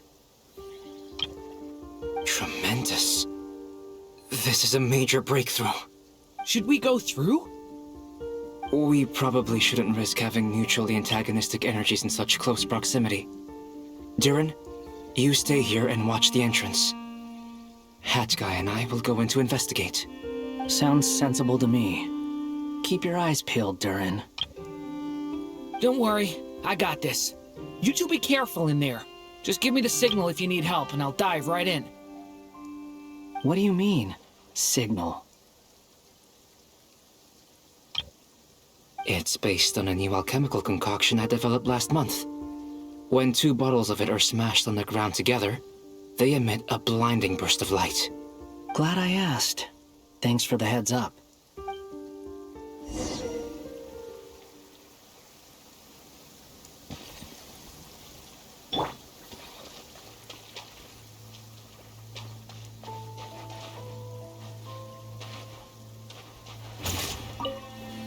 Like I thought. Beyond a certain distance, we can't see the opening where we came in. Maybe that's to prevent people from escaping. Sounds like Dottore style to me. Not much has changed. Things are basically the same here as they were before the energy field appeared.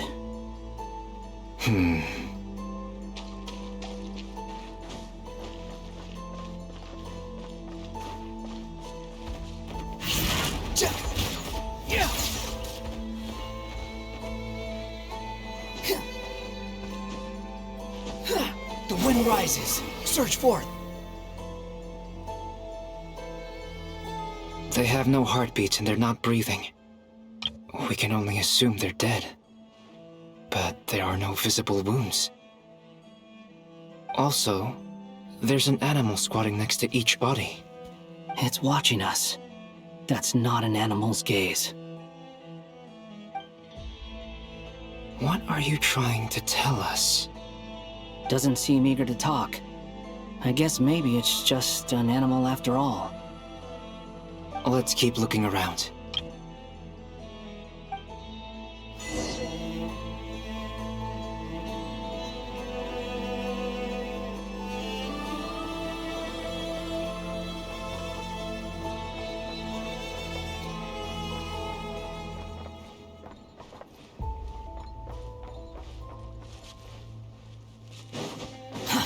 Too slow.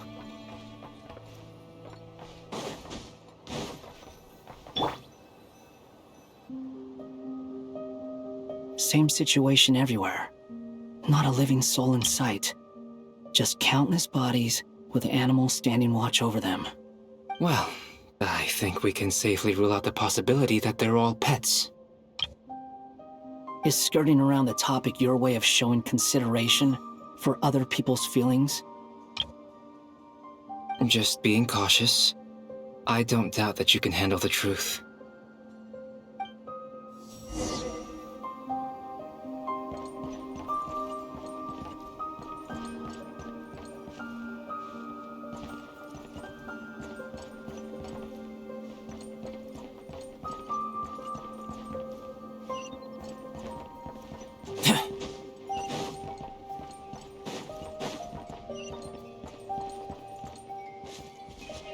Careful. Please. Help us. Please. Over there. I hear a voice.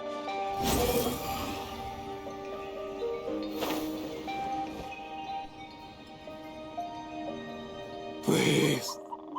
Help not. Please. What happened here? I don't know. Suddenly, everyone collapsed. Then my line of sight got lower. I still have some of my senses left. I gotta get out of here.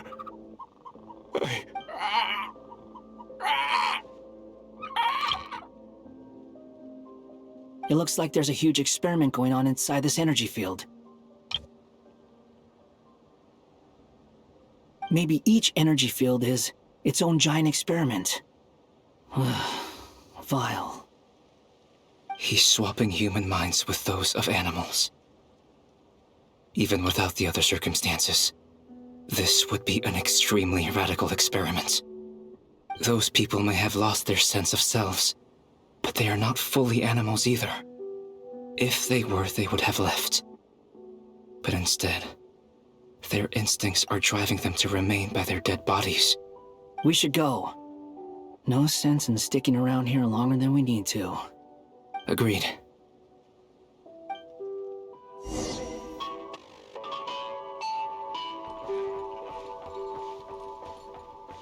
Squall and Fury!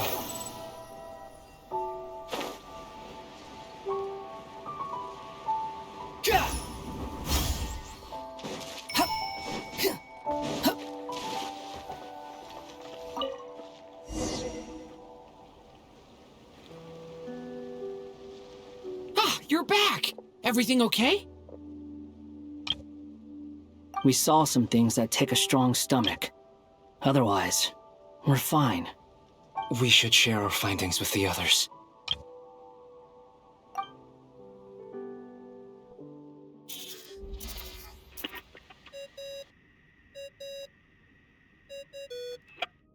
Yes?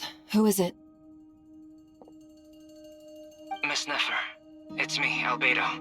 We found a way to break through the energy fields. With enough control, it's possible to tear them open using elemental energy. Also, we managed to take a look inside. Dottore is carrying out his cruel experiments on an immense scale. Sounds like he's living down to our expectations. Might I ask how things are proceeding on your end? I'm just about to get started. I'll be in touch once I have a result. Understood. Stay safe. I will.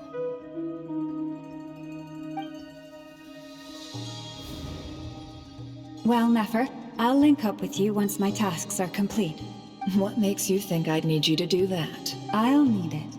And considering the way you approach, sir...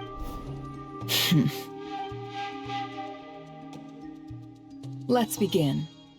Entering simulation mode. A vast wasteland. Is this the Traveler's inner world?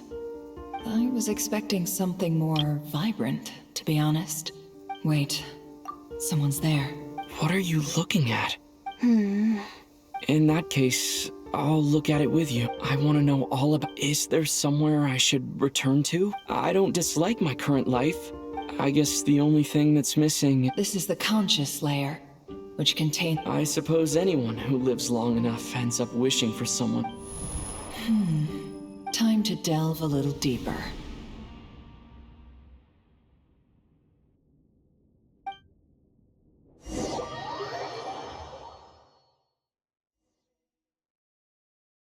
Nasha Town is hardly the optimal choice for a place to live, but it has character and a reasonable population density. What are you trying to say? Oh, don't be nervous. I was just thinking where might make a good starting point for your journey. Perhaps I should send you further afield. Conria, perhaps. Conria ceased to exist long ago. Once again, you fail to understand the possibilities that the Tri-Lune creates. You simply do not wish to see that happen. That might be because you miss your sibling and fear getting answers that you are not ready to learn.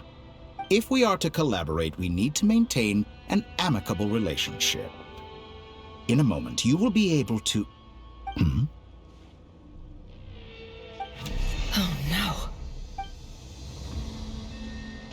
What are you...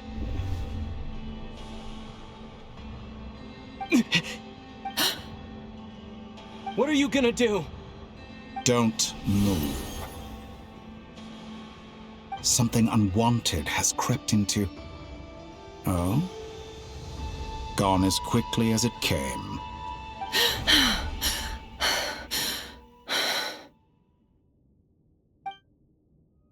Did you save me? If I hadn't cut the connection, Dottore might have caught you from the other side and destroyed you. This was a good idea, but once is plenty. You were exceptionally brave. Excellent work. Thanks, but now's not the time for that.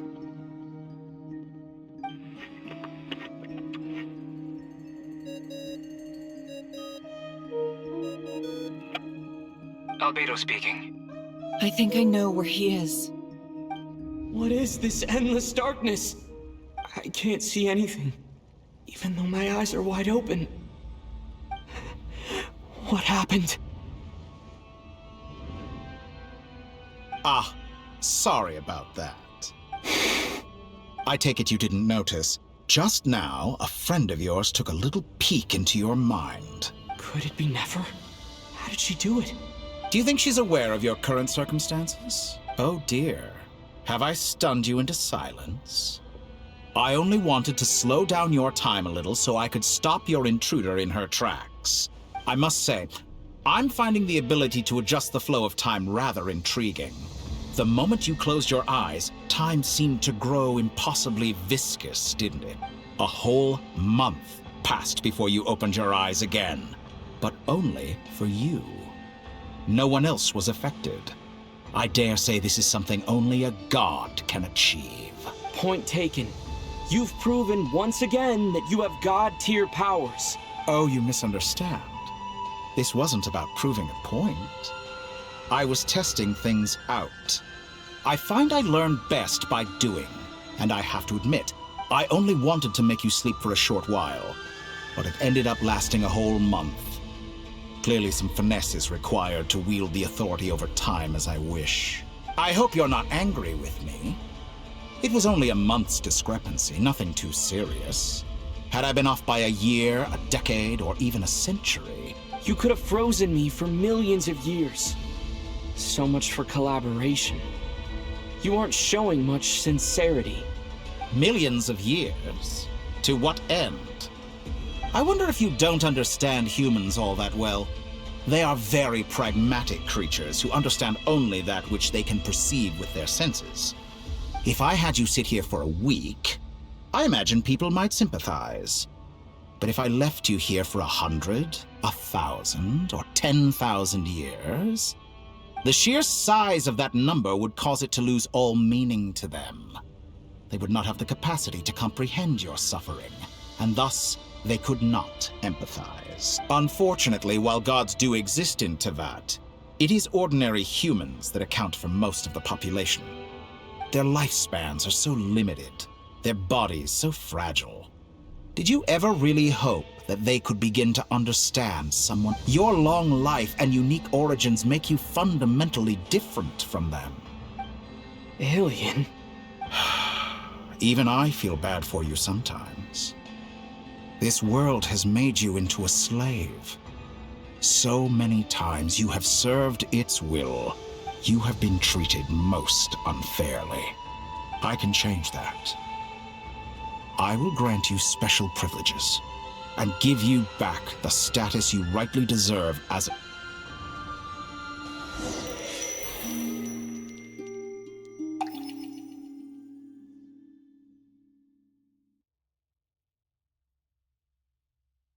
I've entered the past 3 times at this point. For instance, beyond each so far, but it's more than that. I'll keep this...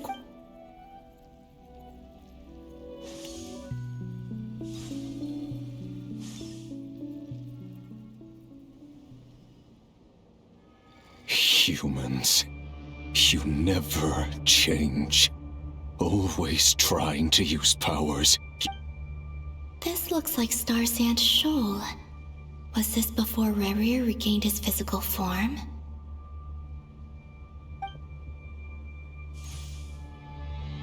us with the cannon again, huh? The cannon. That's right. I was at Silver Moon, and right after that... My body was once torn into countless pieces and hurled into the swirling chaos of time. I wonder if I could try to prevent his... But how would I do? Traveler! Behind you! Look at that light! No, I won't make it in time. He's using the Kuvaki shield, like I taught him. He's strong. He's the island. The Frost Moon Scions will be A question, if I may. Kind, Miss Cole. When the cannon's Kuvaki beam was deflected earlier, I saw several bolts of energy streaked. Maybe that really was me after all. Well, future me.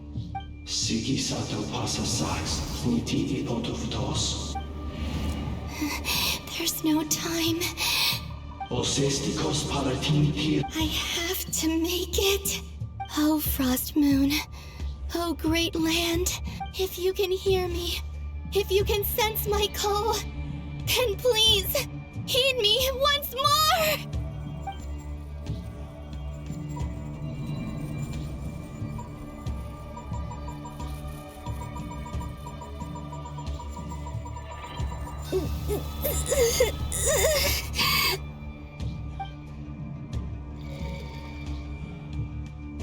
Did it work?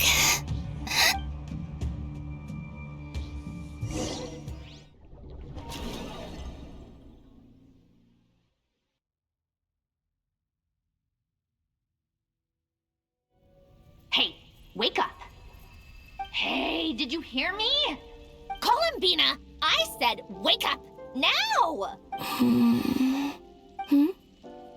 Oh, good morning, Sandra. It's 3 in the afternoon, actually. And could you kindly not use my quarters as— and your coffee, right?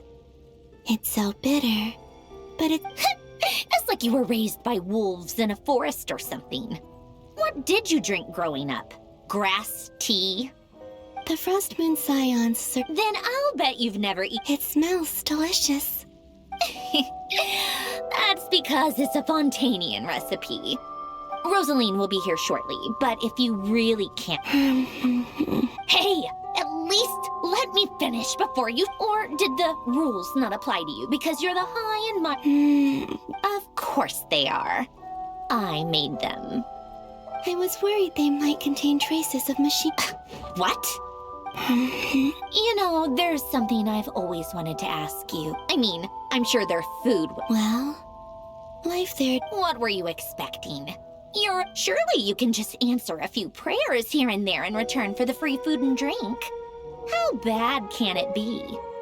Well, would you help? The doctor told me that you were created by a great mechanic. The Lord Artificer.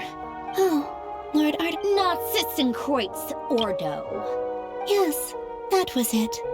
Sitzenkreuz. You must be joking. I wouldn't go even if they paid me. I don't even know them. Exactly. What do you know? In his later years, Alain did ask me if there was anything I wanted to do. Who's Alain? He was the— You know what? Never mind. Let me ask you this. A place where people— I'd also like the freedom to come and go as I please. Not to burst your bubble, but no such place exists in the world. Now, take your snacks and scram.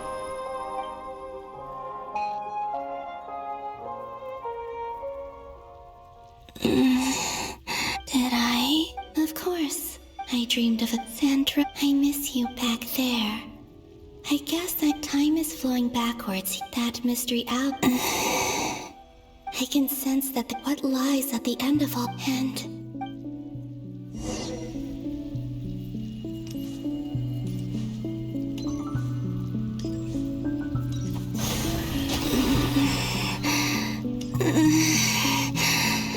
it's getting harder and harder to use my power.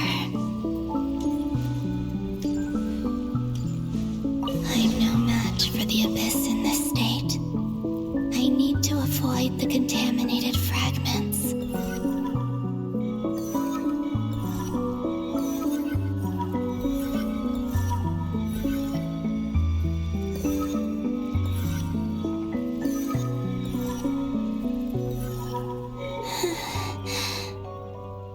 to go. I wonder where I'll find myself this time.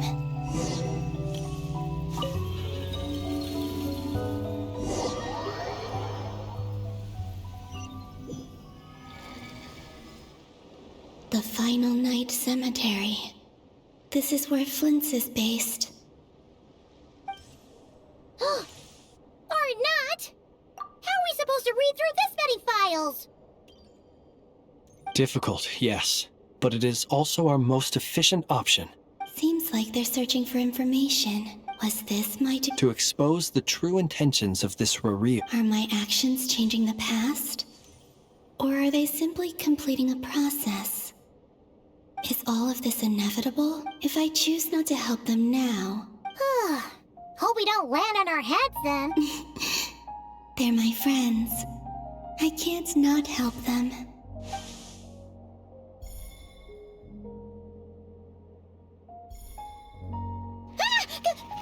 Ghost! And the other one was... here. Hey! Another file's moving!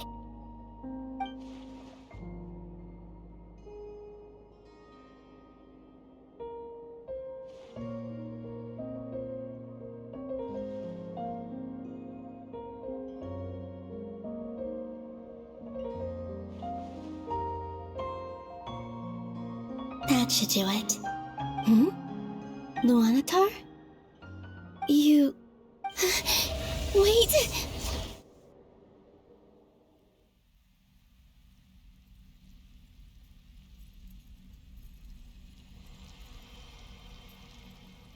Luanatar. So she's that familiar presence I've been sensing all along. She's always been by the Travelers, but why Luanatar? Is it because she has a connection to me? That's...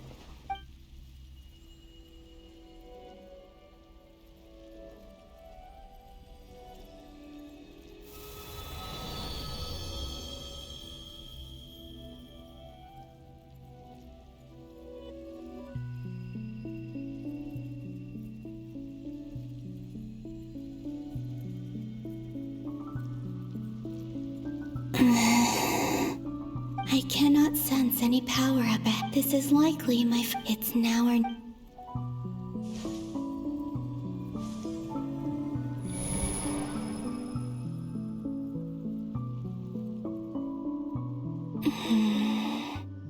Where's Luanatar?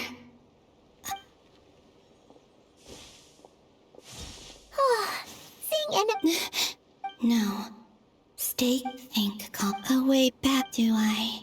And if I return it to Tori's actions that day prove that he'd been even if I managed to get back. How can I fight against? I can't. If I go back, I have to find some way of rivaling the Wait. Time flow. Does that mean? I know what I must do. Speaking of homes, we must already be But how do I communicate my... Should I write it down here? I need something with a close connection to me.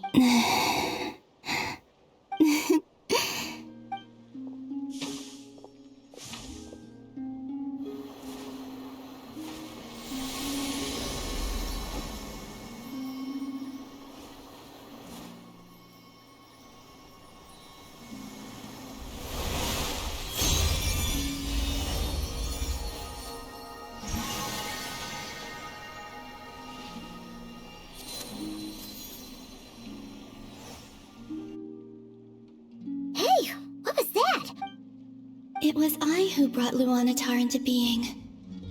That's why I could sense a familiar power. It also explains what, because we have a deep connection. Hey there!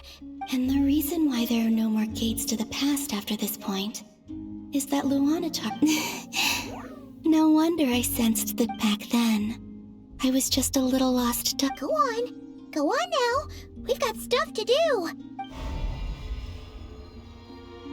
Hey, you scared it off. I'll be counting on you. Remember to stay by the trap. Oh, and bring him to the garden where the moon prayer blossoms grow. There's a little lost dove there who will need his help.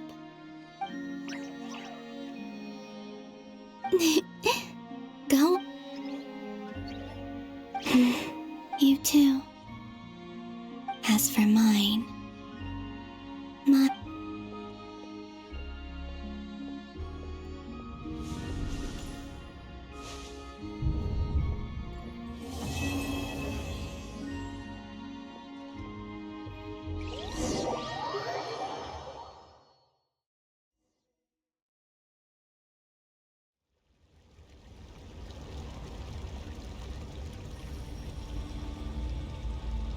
How would you like to experience the thrill of never being held accountable for your actions? You could crush people like ants without consequence, believe me. Such a life is but one small step away. What point is he trying to make? Freedom? Why would you offer me that? The creation of a world is the ultimate scientific experiment.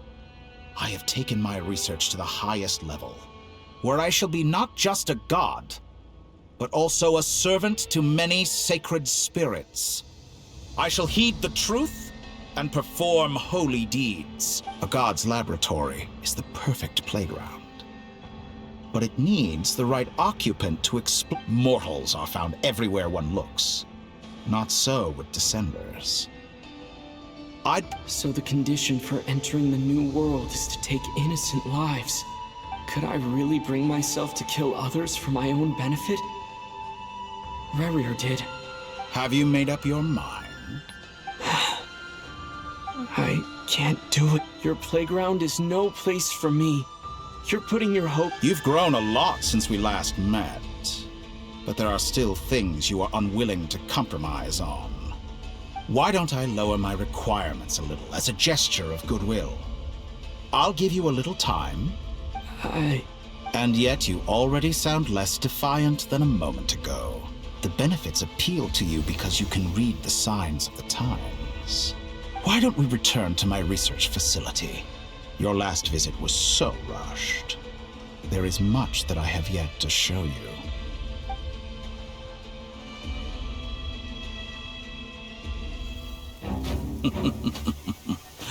Now to that question, Heroes don't attack from behind. Guess I'm no hero. This is most disappointing.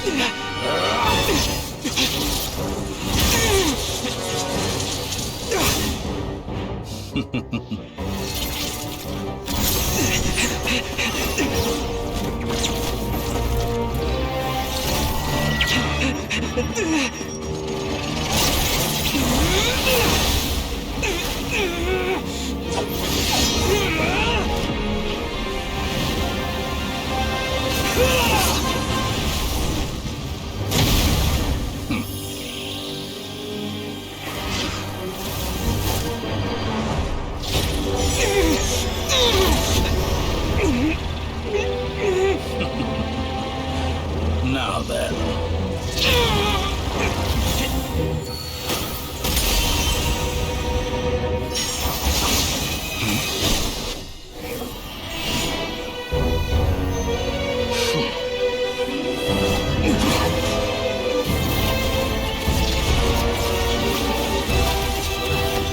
A new face. Interesting.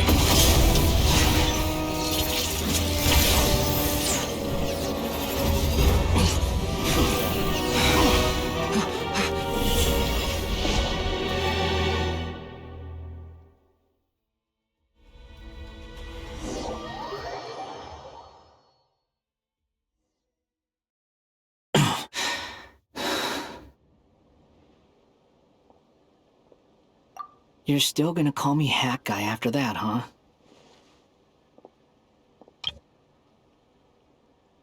I didn't see anyone else in there who needed saving.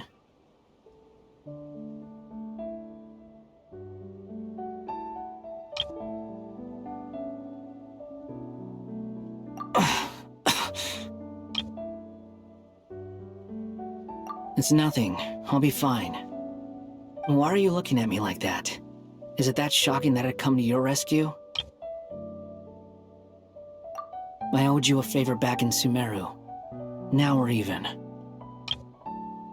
Distracting Dotori was tough, I won't lie.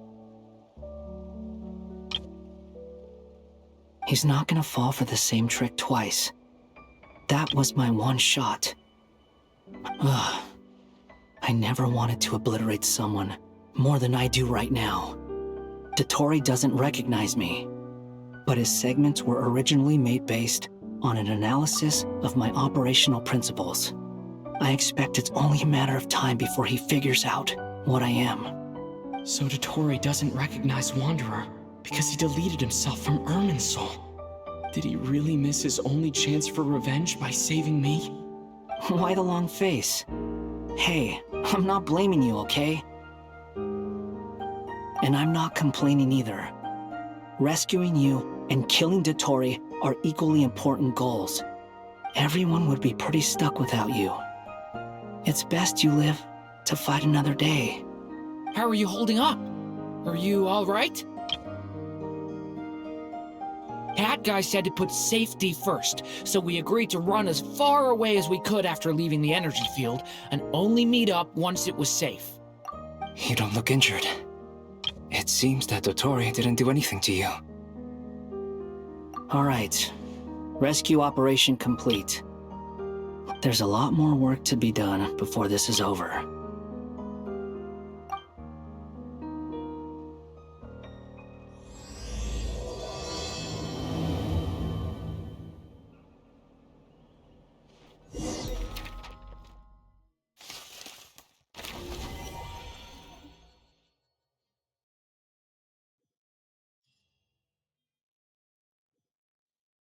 Understood. I will bear the Tsaritsa's decree in mind. I don't see what's so awesome about it, though. Does he really think everyone else is as immature as him? I'm not stooping to Tartaglia's level. I thought you might say that. How's your progress? Quite promising, actually. That alchemist Albedo gave me a few ideas. Remember how I asked you to look up some files for me? That stuff on the Nachtschitzenkreuz Institute. René de Petrichor and Jakob Ingold. Alain Guillotin despised René's theories and methods, but he never managed to come up with better alternatives either. So I adopted some of René's ideas. I thought Alain was like a father to you. He and René were mortal enemies, were they not? And what would you say if Lenny and his friends one day learned something useful from someone you utterly detested? I would applaud them for it. That would mean that they have surpassed me. For all we know, Alain Guillotin might have thought the same thing. Not that it matters, though. He's dead, and I'm alive. So it's my call to make. Once you die, it doesn't matter how great you were in life. Only the living get to decide what happens next. Hey, come on out. They're back. Huh?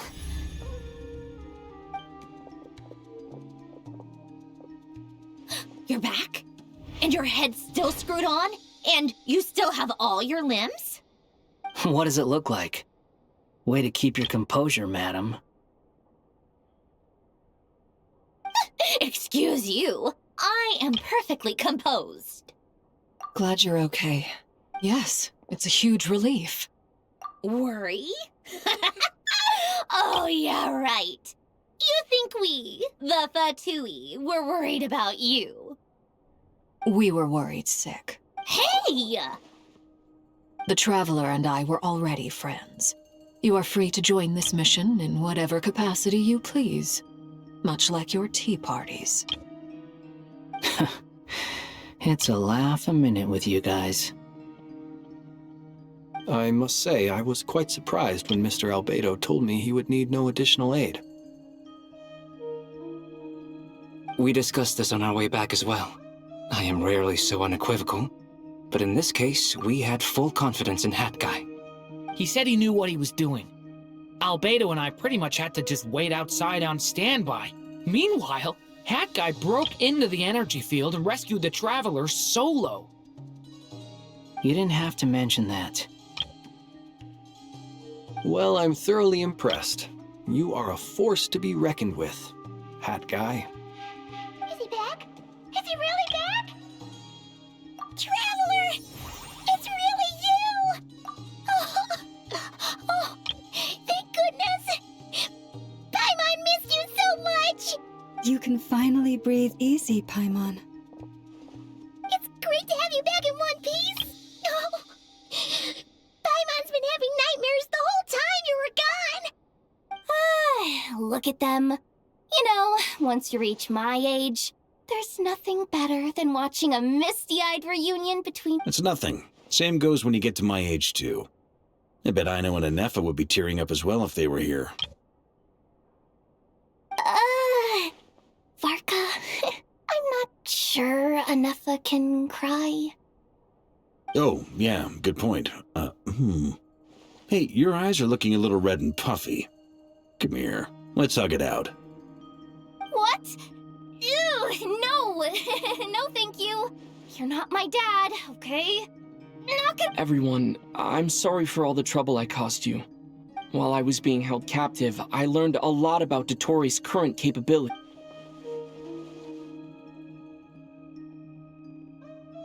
The 3 moon goddesses were even more powerful than we imagined. No wonder Dotori believes himself to be equal to the gods. Maybe even superior. Utter blasphemy. While everyone was gone, Nefer and I made an interesting discovery. And I believe Miss Sandrone has something— Called it. Getting rid of a pesky troublemaker like her is like trying to clean up after a crumbly cake. Our next step is to find a way to bring her back. A place where time flows backwards, with no destination in sight.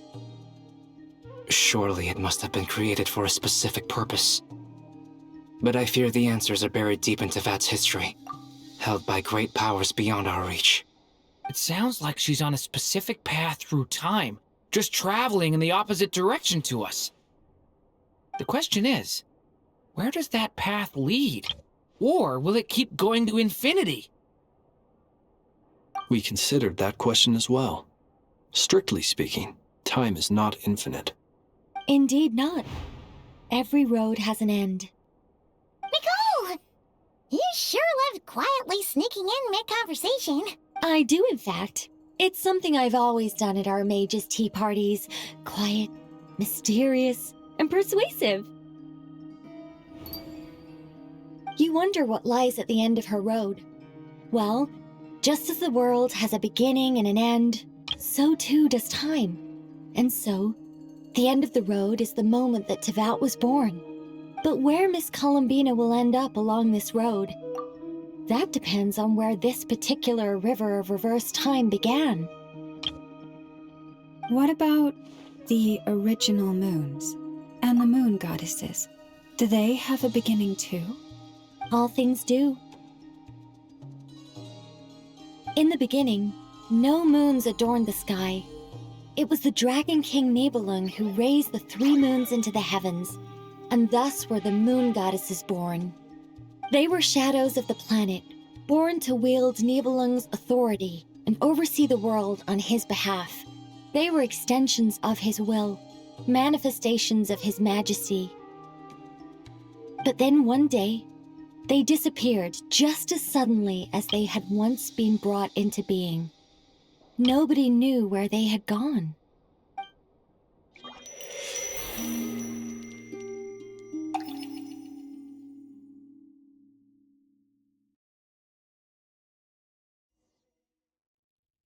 Like I thought. No more paths back to Ria, but how can I be sure that I'm going the right way without scenes from reality to keep me on track? I can't even be sure of how long I've been walking for. The further I travel, the less stable this fate they can just materialize out of thin air. I have...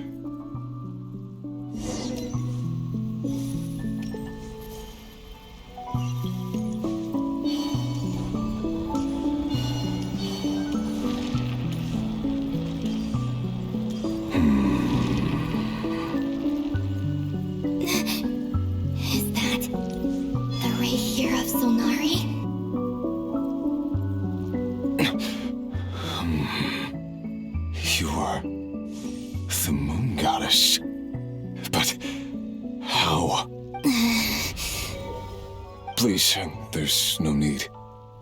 I find that a little difficult to believe.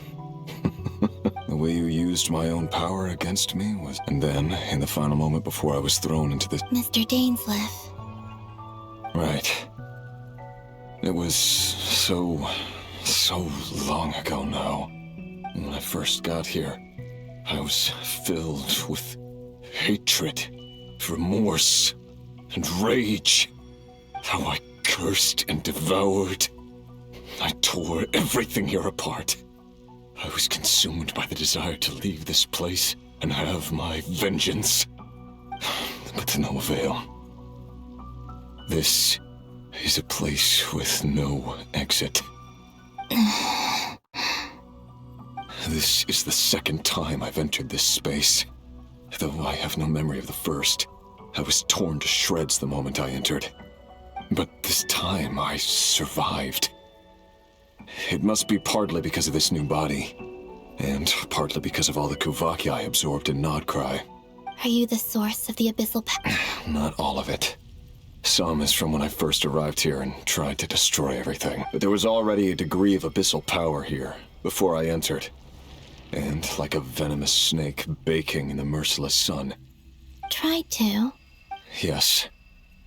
Because after that, the world suddenly became silent for a moment. What do you mean? The voices in my head. And then I saw her. Her? Thelindis. My former lover. Never mentioned that she saw a memory of Thelindis leaping into the moon's... More precisely, I saw her after-image. I'm sure the real her is long gone. Anyway, why have you come here? If I hadn't escaped through the moon gate... What? You'd like to know how I know. The one who resurrected me said so. I could hear a deep lust for power in his voice. Do you mean... Dottore? Dottore. So that's what he's called. He'd been collecting fragments of my body for a long time. All so that he could resurrect me at the moment of his choosing. I had no interest in his research. But being as corroded by the abyss as I was, we were aligned as far as hunting the moons and recovering my strength were concerned. So that's why the Wild Hunt suddenly became so active in Nodcry. When I left the Fatui in my weakened state. Moon Goddess, could I ask a favor of you? What? I know this is a lot to ask, especially from someone who tried to kill you. If you refuse, I won't fight it. But this is the only thing I desire now. Nothing else matters.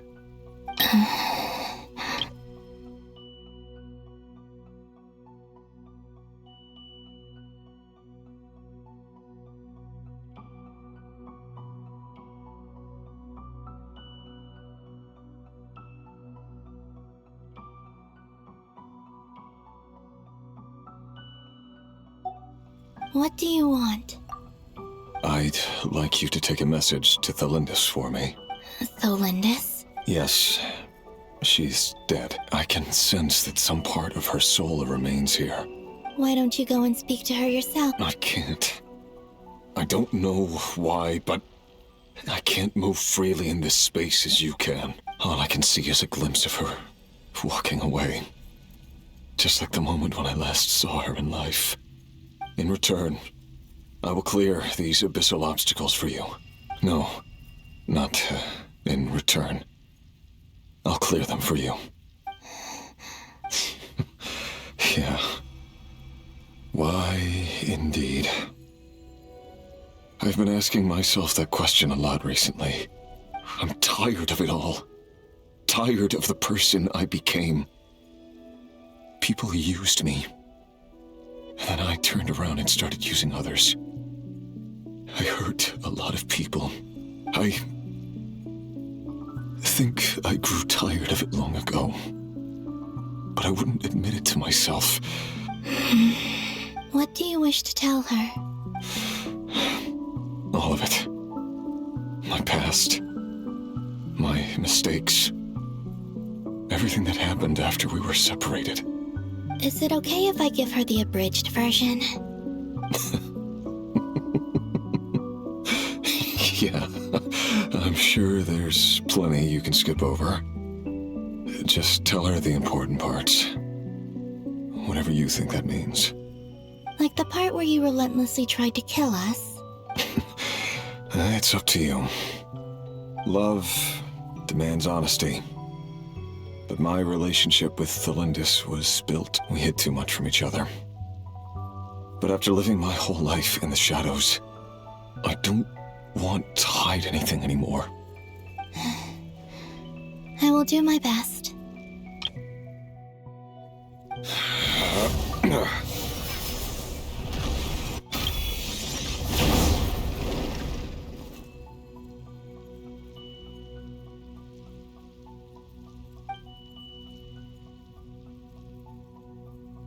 There.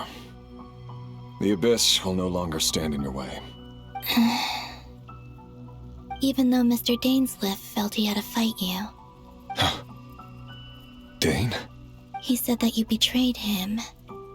But he also felt great remorse at never having understood what you... Why tell me this? Because...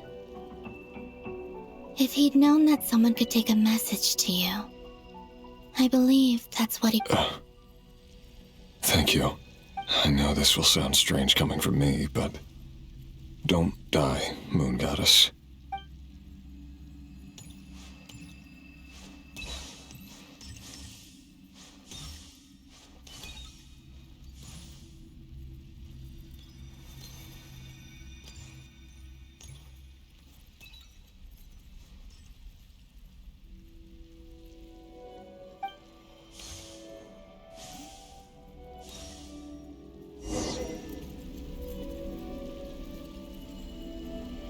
He kept his word.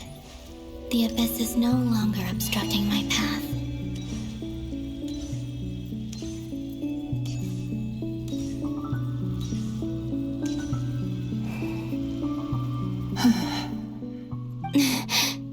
Is that Thelindis?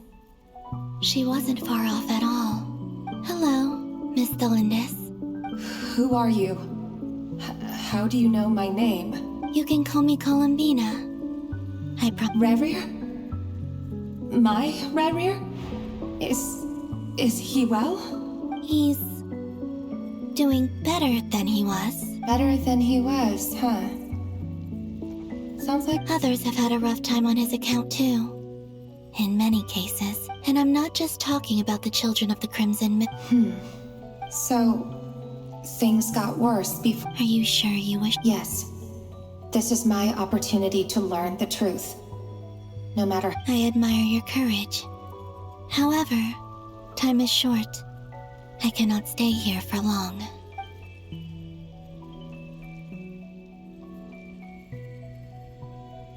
Rerir had seeds of hatred in his heart. But in the end, he came to regret his mistakes. Beyond that, he did not, but I'm sure that you've always been on his mind. I'm sorry, Miss Columbina. It's all right. Well, that's everything from me. Wait. One moment. Time flows backwards here. The road ahead only leads further and further into the past. I know. I intend to reach the end of that road. Without a moon marrow, without the 3 moons' power, you won't make it far. Wait, unless... Are you one of the moon goddesses? You could say that. I see. I often think to myself, if life is like a train ride, and it's not just me, it's this whole place, wherever it is, it seems like it's existed forever. I must seem so ridiculous. I can't answer these basic questions, and yet I jumped right in here without hesitating, only to be torn apart the moment I entered by powerful energy currents. Thinking back, I was suddenly overcome with fear and terror in that moment. Perhaps I used to be a researcher at the Universitas Magistrorum in Conria. researching the iridescent moon's marrow. Rerir was one of the Vinster King's retainers. With me, he was in an impossible position. I wanted to help him escape his lot in life. I wanted him to be happy. At the time, I thought I could just go back to the day that the Vinster King first found the princess. It was only after meeting the princess that the Vinster King started going too far with his research into the Abyss. That was the day all of our woes began. I couldn't kill the Vinster King himself, so I had to find another way to save Rerir. That's why I wanted to go back.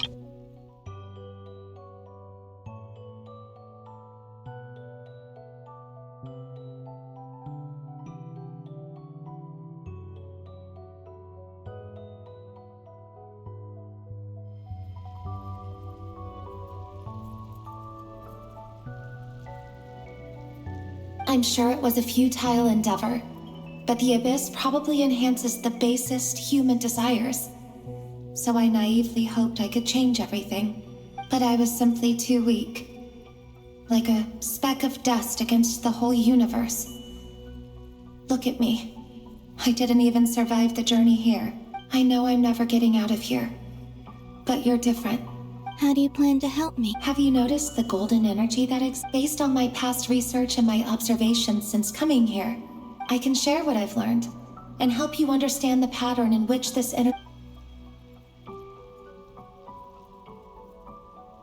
I think you just might... Now, also, I've been speculating about where this space ends. The documentation was scanned, but from what I know of the legends about the moons, the oldest ones seem to begin with Nibelung, king of dragonkind. I have no way of verifying any of it by this point. But if it's true, you might be able to reach that era if you keep walking. Understood. I'm the one who should be thanking you. If you hadn't entered this realm of everlasting death, what about Rerir? It wasn't your fault. That's not true. Because we both feared bringing trouble upon each other. Neither of us ever told the truth, but enough about that. I wish you a safe journey, Miss Columbina.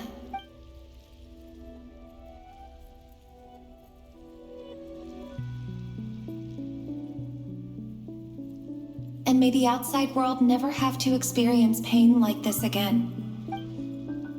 Rerir, you're there, aren't you? I cannot see you, because you exist in the future. I expect we'll be trapped in this prison of space-time for all eternity. But please, gaze upon the past, and then sit for a while. Let's find a place to sit down together, just like we did when we first met.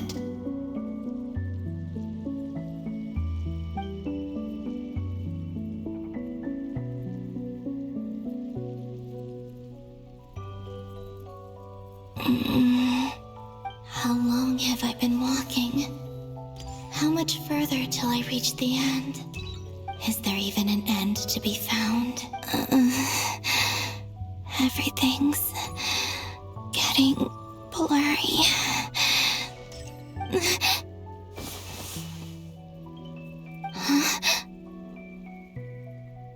Are you all right, little sister? Have you come from the distant future?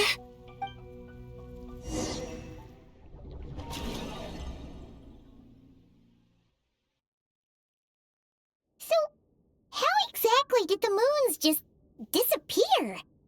Shouldn't it be a little harder to get rid of major creations like moons? The world is a vast and ancient place. On a certain scale, all life lasts for but a fleeting moment. Miss Nicole explained that the moon goddesses likely perished in the War of Funerary Flame. The moons themselves were also destroyed at that time, save for the Frost Moon, from which a new moon goddess was later... Am I missing something then? 'Cause the stories say that the moon goddesses were... You're right! Why do their birthplace... Also, remember what Sandrone said? Her scans detected 4 moons. Technically, the result of the scan means that 4 moon marrows were detected and in other words, this piece of information alone isn't enough for us to know how Miss Columbina is doing right now. We have no way of staying up to date on whether she's dead or alive. She's on her own for now. But at least she's trying her best to get back to us. Yeah. She's a tough cookie. And a sore loser, too. We have to trust that she'll find a way. As much as it pains me to say it, we've got no chance of beating Dottore in a straight-up fight. He's much too powerful. It wouldn't even be close. That maniac is going to devour everything in his path until he reaches us.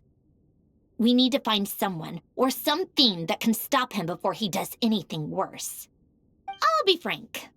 Our only hope of defeating this false god is with a real moon goddess on our side. I'm not just saying this because Columbina's a friend and I want her back safe and sound. And I know that even she was no match for him when he attacked, but... We're not giving up on saving her, whether she can defeat Dottore or not. Right. Don't worry, Miss Sandrone. We're all aligned on saving Columbina. No one's trying to argue that we can only justify saving our friend because it will help save the world. This is about multitasking. We want to save both. So... she's more than just a moon goddess to you guys? Absolutely. Duh! Yes, I know. You don't need to labor the point. I knew that the moment I came running over with my documents that I was part of the in-group. Anyway, as for how we get Columbina back, I've been working on it constantly. But I think I'm still lacking certain information about the moon. I'd probably get there if I could continue my calculations, but the problem is, I've run out of computing power. Computing power? You mean you need more energy? No, the issue isn't energy, it's processing power. There's so much data to get through that the whole process has just ground to a halt. That's a tricky problem. René de Petrichor of the Nazissenkreuz Ordo once foretold the fate of the world. But I don't know how he did it. My guess is that he used the primordial sea's power. However, that won't work for me. His methodology was vastly different from my own. What's worse, they're incompatible. And, to top it all off, we can't even leave Nodcry. Ugh, this is so annoying. If I'd known we'd run into a bottleneck like this... Well, no, the design bureau's a bust as well. Curse that Dottore! Couldn't have made this harder for me if he tried. Oh, what do we do then? How about we grab a bite to eat and take a break? Maybe something will come to mind after you've cleared your head. You don't get it, do you? I'm trying to calculate the fate of an entire world here. And I need accurate results, not big prophecies. Where the heck am I gonna find the computing power for that? Ahem. Anyway, time to shelve the discussion on technical difficulties. Being a killjoy isn't very ladylike, after all. Either way, we've done what we can. Rest well, everyone. Remember to let us know if anything new comes up. Hat guy? Is he hinting that we should talk outside? Let's go somewhere a little more private.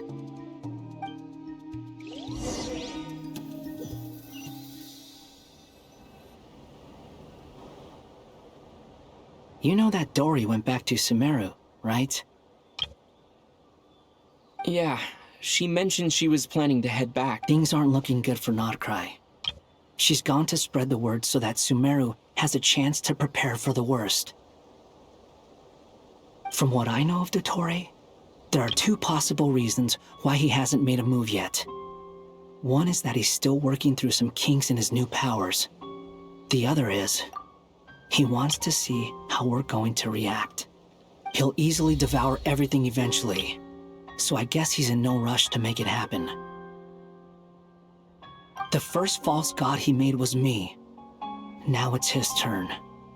Even though my records were erased from Irminsul, Dottore's ideas haven't changed one bit. He once told me that becoming a god was like turning yourself into a hungry wolf or giant serpent to devour the moon. Clearly, He began studying the moon goddess's powers long before he even tried making a god.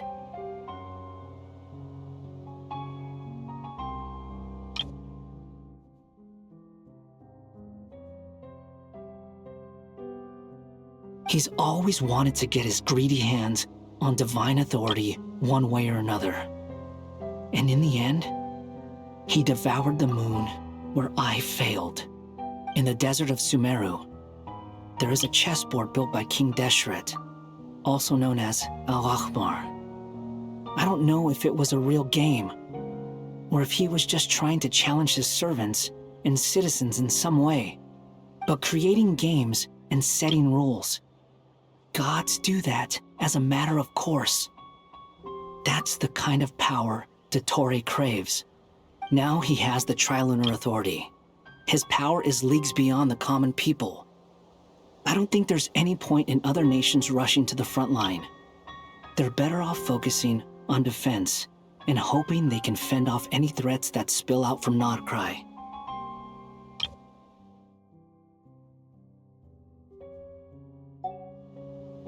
Either way, Dori will inform Lesser Lord Kusanali, and she will contact the other gods in turn. The Seven will have some recourse available. If nothing else, their protection should keep the rest of the world from descending into chaos as quickly as Nordcry has. So on the bright side, even if Nordcry is doomed, your friends in other nations won't be in any immediate peril. That's good to know. There's a word for people who refuse to let anything go. It's called being greedy. Maybe it sounds greedy to you, and probably naive too. But whatever you call it, that's what gives me the determination. Battles are fleeting, but the will to fight is a long-term Why do you always feel the need to do the right thing? No one is born to be a savior. I mean, who's gonna criticize you if you fail, or give up? Don't take this the wrong way, but Dottore said something similar to me. Not necessarily. It's less about belief for me. I just want to know how determined you really are. After all, I don't owe anything to anyone else here. Only you. You look kinda worried. If your arch-nemesis was about to achieve their ultimate goal, I think you might feel a little worried too. That's true. Dottore is about to become an omniscient, omnipotent. Still, you're calmer than I expected. Obviously. I have to admit that my past self was a reckless fool who misunderstood not only the point of revenge, but how to achieve it. And as much as I want my vengeance, I know I'm not gonna get it by acting alone. If the world's taught me anything, it's to think before I act. Too bad it never taught me any other virtues, though. So, I am going to destroy Dottore, no matter what it takes. So, what's your plan? I'll get to that. First, tell me, what do you think of Sandrone? Just like Paimon said, she's a friend, part of the gang. How much do you trust her? This is a serious question. Think carefully before you answer. Although she's with the Fatui, she has her own values, and she's helped us a lot. I see no reason not to trust her. If you say so. In that case, the three of us need to talk. I have some thoughts about her computing problem. It can be solved, but it will come with a cost. How much? If I can afford it, I'll cover it.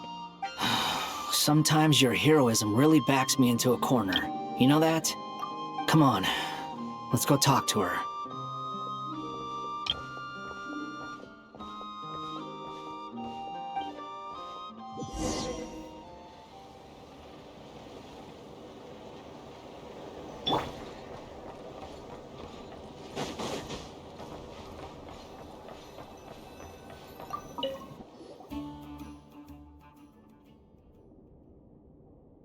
Miss Androne, Traveler.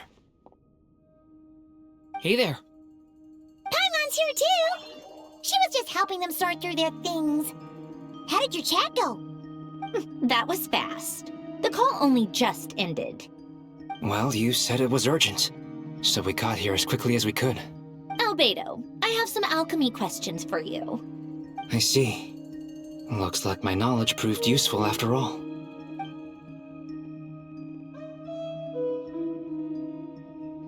If I might ask, what is the end goal for the modified formula you'll be using? I needed to predict the future of the entire world. But I've run into some teething issues since trying to implement Renee's theory of the 4 Orthants. I see. I'll have a look at it. Still, computing power is the real issue here. How do you plan to solve it? About that, it's been sorted. Oh, with the Traveler's help? Actually, you're not wrong. He found the person with the solution. Was it Hat Guy? Yeah, it was him. Wow! Go Hat Guy! Seems like all that time studying at the academia is paying off big time. But where is he? Wasn't he the one who asked Albedo and I to come here?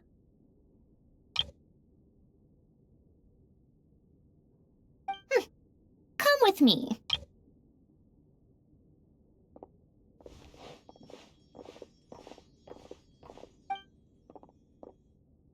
Hat Guy? What's happened to him? Hat Guy! Can you hear us?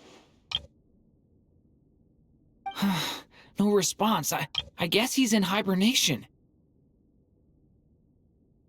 Hat Guy mentioned that he was a puppet. It seems that his functions are currently shut down. I presume this has something to do with the solution to your computing problem. That's right. He and the Traveler came to see me. Wait, what? You have a solution? Would you calm down? Why do you always react so hysterically to everything?